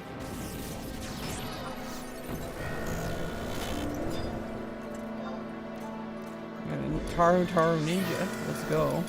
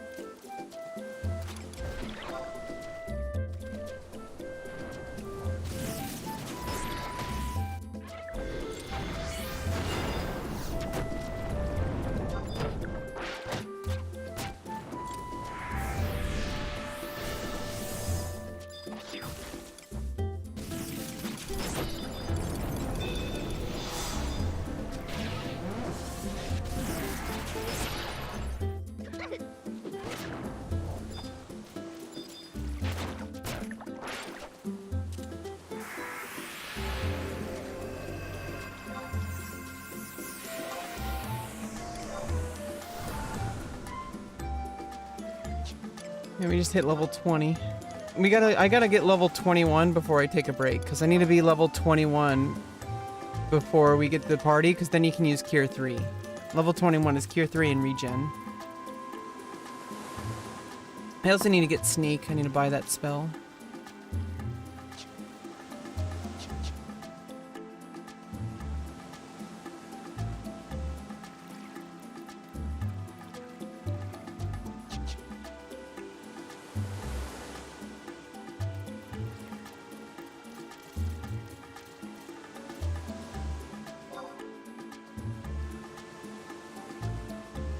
Tarus and white mage tanks. See Tarus, you see the little guys right here? They're very good, like, black mages. They have like a lot of, and just mages in general. They have the most MP out of every race. And so like, they also have the highest agility. And a lot of people just play them as kind of a challenge when they play like, it's kind of like a challenge. Like it's hardcore mode, or it's like hard mode. If you're playing like a melee. I mean, they're actually kind of good for ninja because they have high agility, but they have they have the lowest HP. They have the highest MP, but the lowest HP. Out of every race in the game. Like, for reference, like, Galka have the lowest MP, but they have the highest HP. You can see that Galka, and they're male only. And Mithra, I'm a Mithra. We're cat girls. Female only. Humes are kind of balanced. This person's an Elven. Elven have the highest strength, and they have high HP, but they have the lowest intelligence in the game. So they're really bad at Black Mage, but you could still play Black Mage. This person's a Black Mage. I played Black Mage 75 as an Elven, and that was back when I played an Elven male. But that's different now. Now I'm a cat girl. That's basically what happens to every trans person. You become a cat girl. That's and if, you know, depending on whether you get surgery or not, you have the tail in the front. My tail is going to be tucked in. So, you know.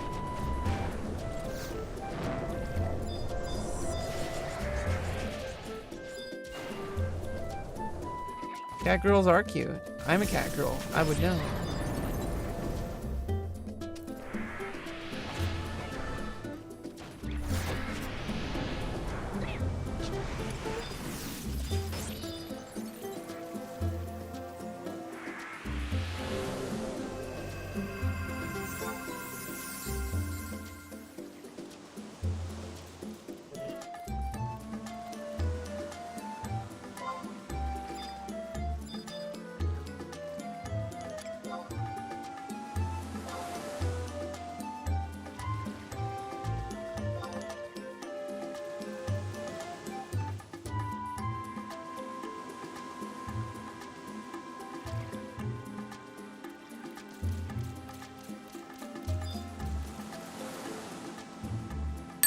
Yeah, there's so many different things in this game. Like, I don't even have every job unlocked. This list goes basically, like, goes down. Like, there's a lot more. I think there's 22 total jobs. Not every job is available at the moment here.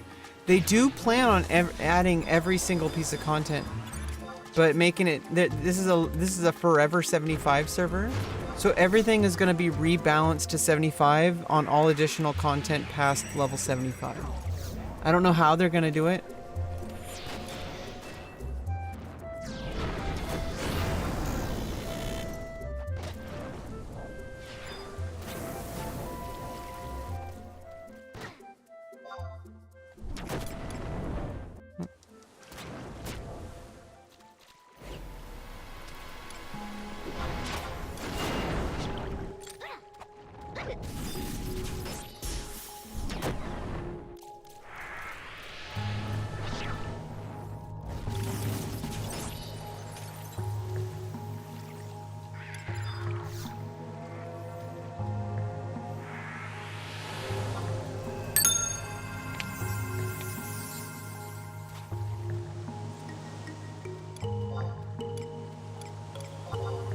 Galka meat. How? I don't know how. The devs haven't released that information yet. It's a forever 75 server. Because this is like the pinnacle of classic Final Fantasy 11 was level 75. And this server is trying to stay true to that. Because retail went in a different direction. So this server is trying to add the content, but they must have like a lot of ideas. I have some ideas for how they might do it. I'm pretty sure they're gonna have like area limited stat boosts and ability boosts that certain spells and abilities, like basically you're gonna level yourself up through gear, I think.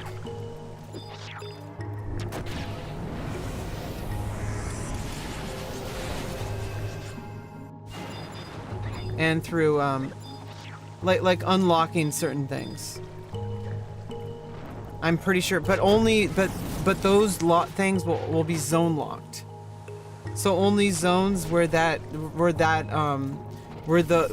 level was relevant. So Wings of the Goddess onward, would allow you to get to like 119. I don't think that's how they're gonna do it, because then it would basically become retail on those things. So they're gonna rebalance it so that it works at 75. Maybe they're not gonna add. I don't know. Maybe they're gonna add certain spells that'll work at 75. Like they'll add like the job point spells, like death, or like other spells that Black Mage gets. And maybe it'll be available everywhere, but they'll balance the game so that it'll work anyway, and that people who are level 75 with the additional stuff would probably not want to do the stuff anyway. I don't know. They'll figure out a way. They must have ideas. They probably even tested out a lot of stuff already. They're just not implementing it yet.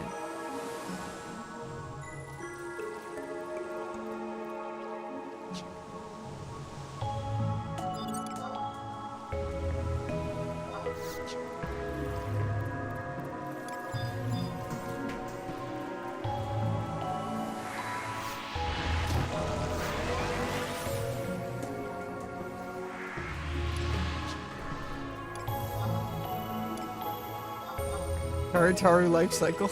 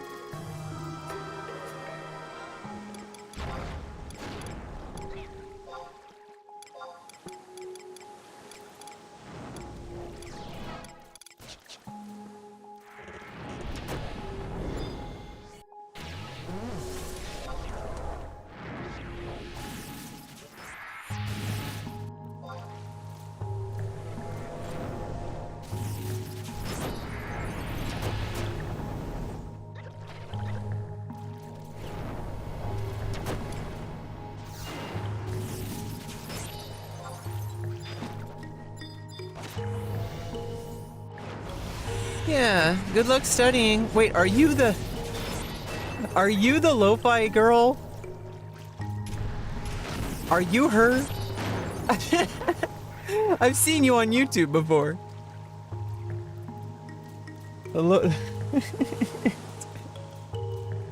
You live stream your studying sessions 24 hours a day. You know, I think her problem is why she's grinding too hard.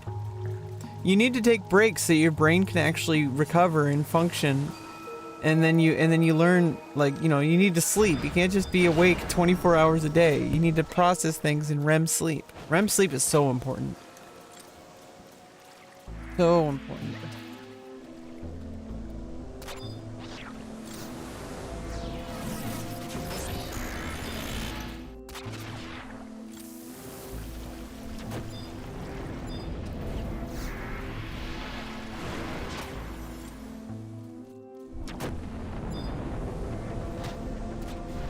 Okay, Mom. No, make sure to... What I'm saying is when you're studying, don't study too long. You want to stay 100% focused. Anytime you lose focus, take walk around. Like, make sure to, you know, don't study for hours and hours and hours. A lot of people make that mistake. Because when you do that, you get diminished returns. Study for like a focused amount of time. Do something else and then get back to it. But like, try not to, if you want to study for longer periods of time, go for like 30-minute sessions, then go for like a 5-minute walk. Like, just walk and stretch, do something else, like get away from the exact moment, but then get back to it. And that way, like, you will be able to study for like 6 hours pretty much. But if you do it, if you take like a 5-minute break every 30 minutes, after about 3 hours or 4 hours, I think 3 hours of dedicated practice, deliberate practice, which is studying, like, it's called deliberate practice. And it's a concept used in music, but it can be applied to most anything. I'm pretty sure it can be applied to everything. And it's basically, when you do something with with deliberate intention, where you plan out exactly what you're going to do instead of just doing something aimlessly. Because what a lot of people do, for the practice room specifically, maybe this will help you understand the concept. There was a student when I was in college, and I was taking the required piano courses, which I'm terrible at piano, but you learn the skills, you learn how to learn. And basically, there was a student who was doing really badly, and he was like playing, like not being able to play in tempo. He was playing the wrong notes. He was playing the wrong rhythms, and the professor, he's like a world class, like international performer. He's performed internationally. He has a doctorate.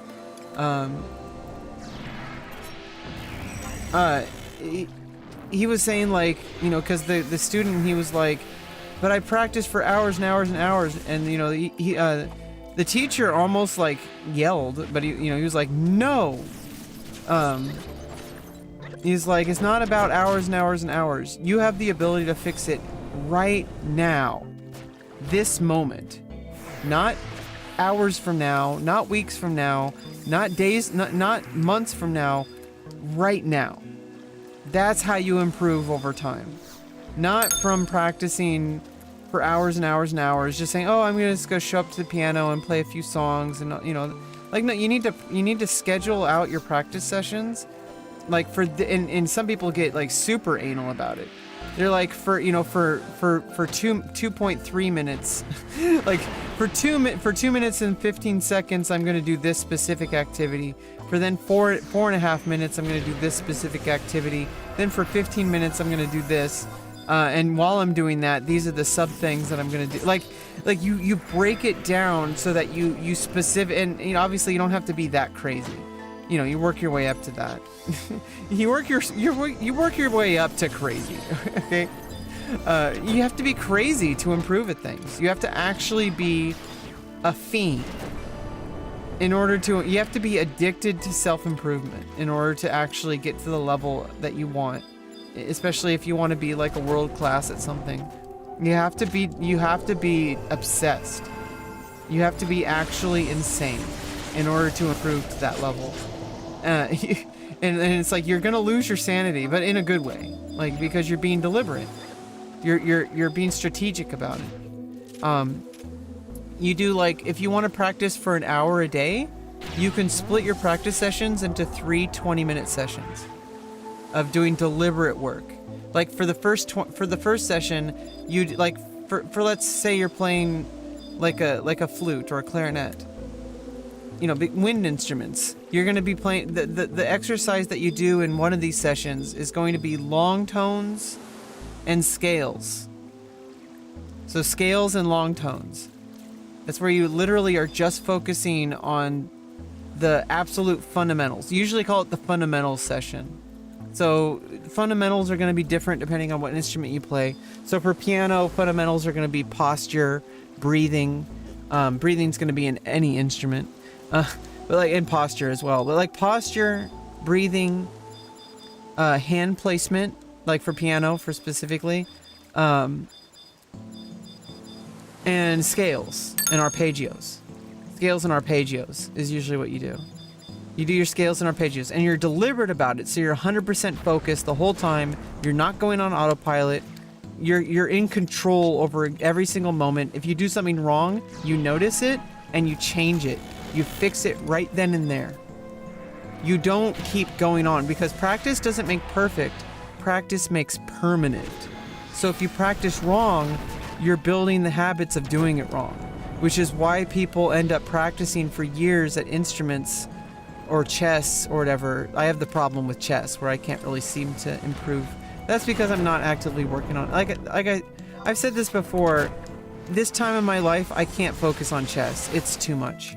I tried the first 2 years of my transition stuff, but it's getting to the point where it's like, I'm just so worn down from the process. Like, I'm so worn down from like this several year, 4-year process of getting surgeries and waiting for them, the psychological preparation, all that. Everyone tells you to stop studying. That's not productive. It's about being deliberate. And it's called deliberate practice. And anybody who has achieved world-class level at anything, whether it's sports, whether it's music, whether it's chess, or any kind of endeavor, did so through deliberate practice at least 3 days a week, but usually 5 to 6 days a week. You need a whole day off, at least. So at the very least, you need 6 days a week. I mean, at the very most, 6 days a week. I mean, the very least, you need 1 day rest. It's like I'm thinking about the rest being like a troubling thing to do. So you need at least 1 day of rest, but I would say like you need maybe 3 days a week to start out. But if you practiced for 20 minutes a day, 6 days a week, you would improve rapidly, way faster than if you did like 3 hours once a week. Because you're continually doing spaced repetition, which spaced repetition, or the Anki method, the Anki of like using flashcards with spaced repetition, you can apply that to music in a different way, where you're just like repeating like the fundamentals, and you're focused the whole time. And it's really hard to focus. In fact, try to focus on an activity specifically for 1 minute. 100% focus, and I'm talking 100%. Literally feeling every single millisecond of what happens, how your body feels, how you're like, you know, when you're doing something, feel every single thing that you possibly can feel.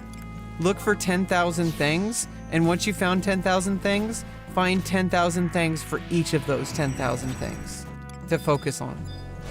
Focus on like what you smell, what you taste, what you feel, what you see. And if you do that for 1 minute straight, you practice the ability to be 100% focused. And the more you do that, the more you're going to be able to catch things that you need to fix. And sometimes, like in my case, it can be a detriment because mental health, which is what I'm 100% focused on, can be detrimental if you're 100% focused on things all the time. But I feel like it's a double-edged sword in a way that like I think I can overcome that through 100% focus eventually. That eventually that focus turns around and you know the other, you know, the pendulum swings. It's bad, but then it gets good. It might be bad before it gets good.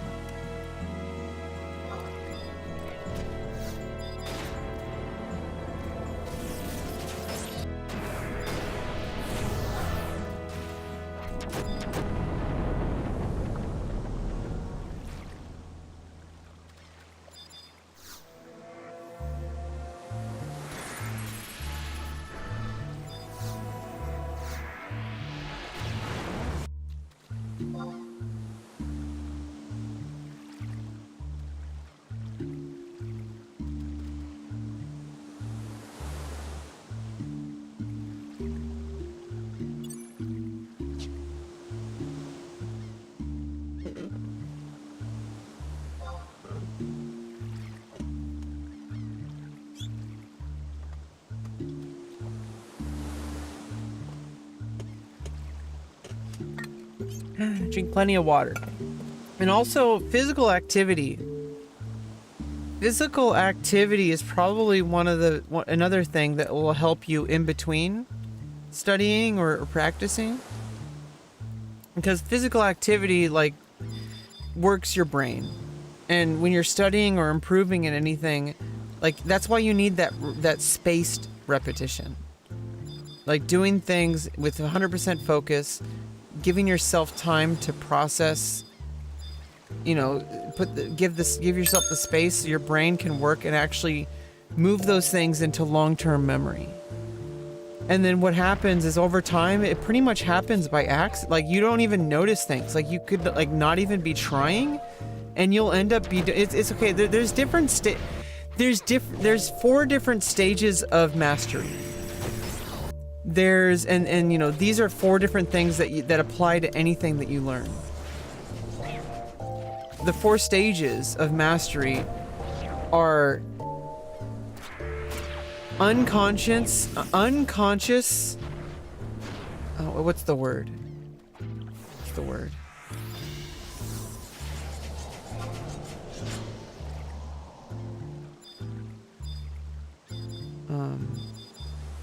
What's the word? God damn it. Tip of the tongue syndrome. Oh yeah, we're right. Unconscious incompetence. There we go. So the first stage of learning anything is unconscious incompetence, meaning that you don't know that you're not good enough. Like you don't know what you're doing wrong, right? You literally are just brand new to something.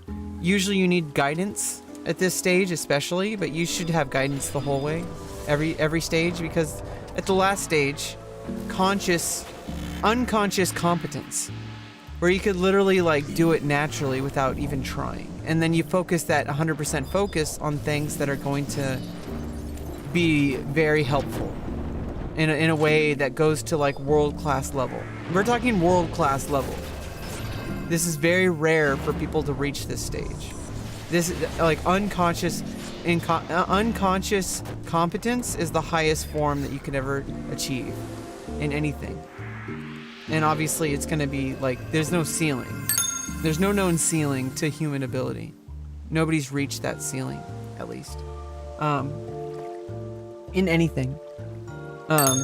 Because you just keep improving. It's just continual improval. And you get diminishing returns the higher level you get. You get the most improvement at the unconscious incompetence level. Then you get to conscious incompetence. And that's where you know what you're doing wrong. You can pinpoint things, give them a name, and then you start being able to change them. And then slowly, this is the intermediate level. Like this is where most people stay their whole lives. They're not very good at something, but they know what they're doing wrong. But they don't know how to overcome it. That's the problem. I'm in the process of overcoming things. And so I'm kind of in the halfway stage between, I mean, there's like I'm at the stage like with my life skills right now, like my ability to like actually function as a human being. I'm in the process of overcoming my shortcomings. So like basically I'm in conscious incompetence, but in some things I've become consciously competent in a lot of things, where I'm competent at things, but I have to be constantly working at it. That's where most people get to after years of practice, of anything. You get to the stage of conscious competence. And most people never grow out of that because most people are not world class. World class people, what we call prodigies, are unconscious competence. People who just do things naturally. People who are just like, they're not even trying and they're like world class. Because you build yourself to the level where you've moved things into the long-term storage, like the long-term memory, that things are just muscle memory. And you don't have to focus so much on those things. But then you have a new thing to work on. There's something new, there's creativity, there's inspiration, like there's different skills that you can focus that energy on. You don't have to focus on the mechanical part of your music playing, for example. In the music example, like you don't have to focus on like where your hands are, like everything's just natural. Most people, like I said, most people are in the conscious competence stage. And this is from my applied music and music theory professor. Came up, and I don't know if he came up with this, but he's the one who told me about it, or told our class. Our applied music had like a weekly meeting where he talked about a specific, like kind of different topics in music, in about, you know, stuff about colleges or stuff about, you know, professional musicians, like, you know, like how, like we had a guest speaker one time who you know, was who has performed in classical orchestras on bass. And he like talked about, like, you know, what it takes to become a skilled and it, like maybe not world class, but obviously that's the goal for anybody. I think you should always set your goal to being world class, even if you don't plan on getting there. You should plan on getting there. because you're not really gonna get to where you need to be. You're gonna get to where you need to be a lot easier if you have the mindset of being world class, in my opinion. But you know, you can think differently if you want. I don't know, but obviously I can't control what people think. But that's how I approach things. Is I try to be world class at something, and then you throw yourself as far as you can, and then you get further than you would if you just kind of went half-ass. But most people have this mindset of they want to play music, but they're afraid of like losing interest in it, because like, oh, if I start practicing and getting good at it, I'm not going to enjoy it as much. It's not going to be as fun. And the opposite is true. I don't know why people think this, but like the more skilled you are, the more you can play. Like literally like play. Like you should be in a state of play. They call it like flow state or whatever. You learn the best and you perform the best when you're in a state of play. When it's like, you don't treat it like a game, but like you made it into like things like that.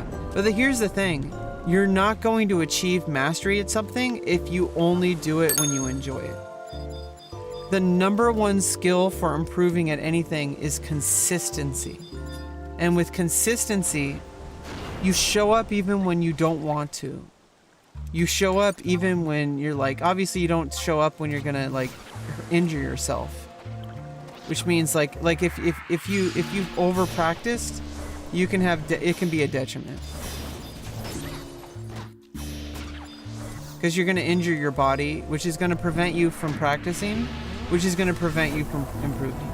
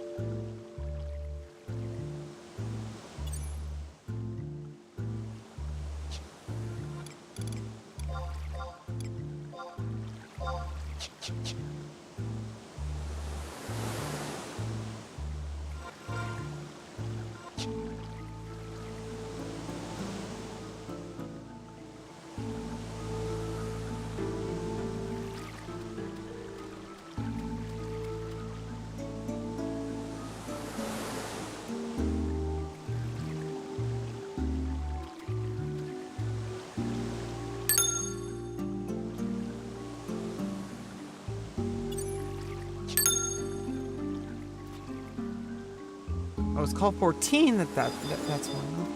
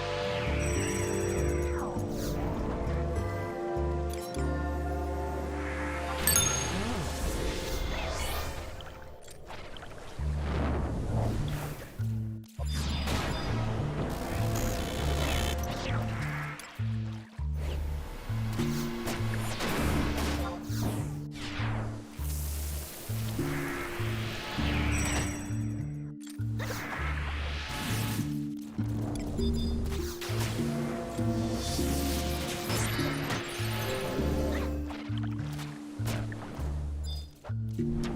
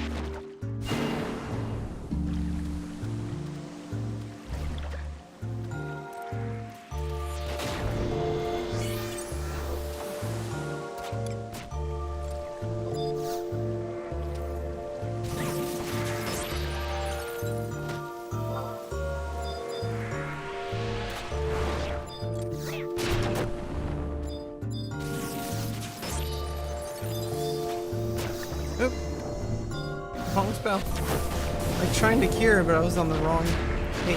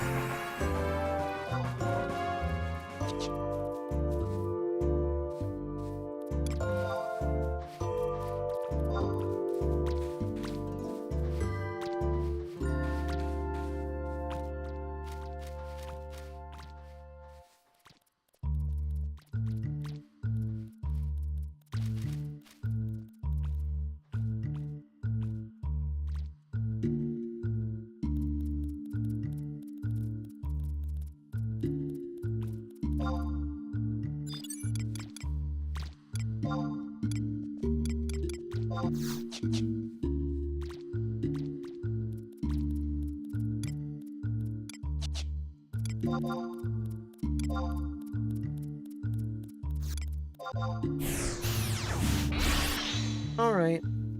I'm going to just take care of some basic stuff.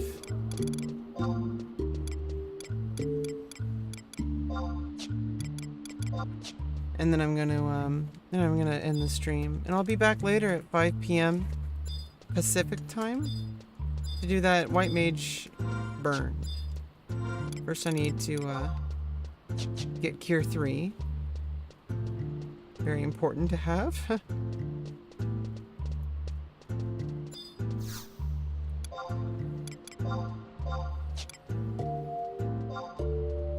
I'm gonna need that for the party.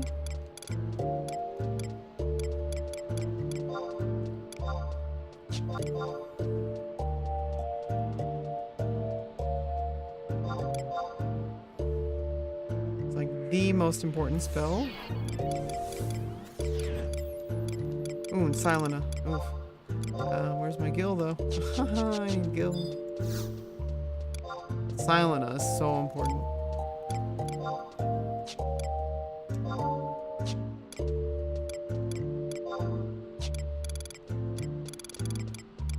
We need that club too.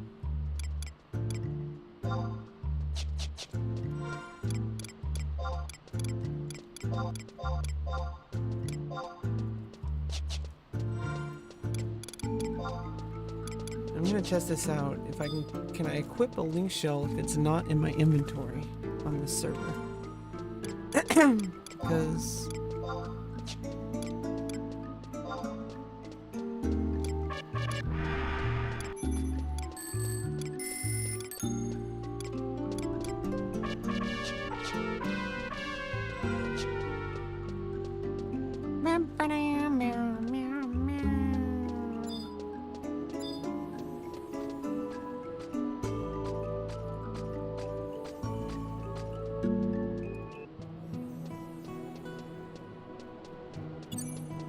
Alright, we're reaching the end of our session. Going into the old Mog house. Thank you all for stopping by. We've all been through so many things together. I'm glad to be an inspiration to you. Subby Medusa, we will get through this together.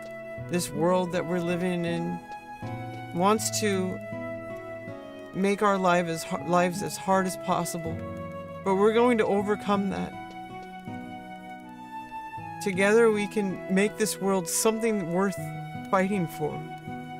That we can live in peace and harmony. That we can spread happiness and positivity to others.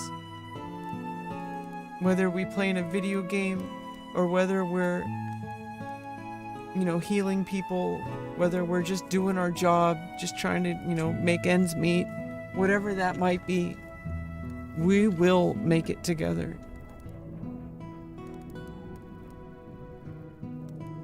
So thank you, and I will see you next time, 5 p.m. Pacific time. Let's go kick some ass.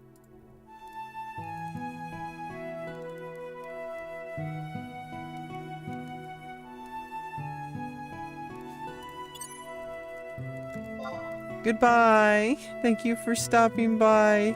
Bye-bye. Bye-bye. Bye-bye. Bye-bye. Bye-bye, everyone. Bye-bye. Bye-bye.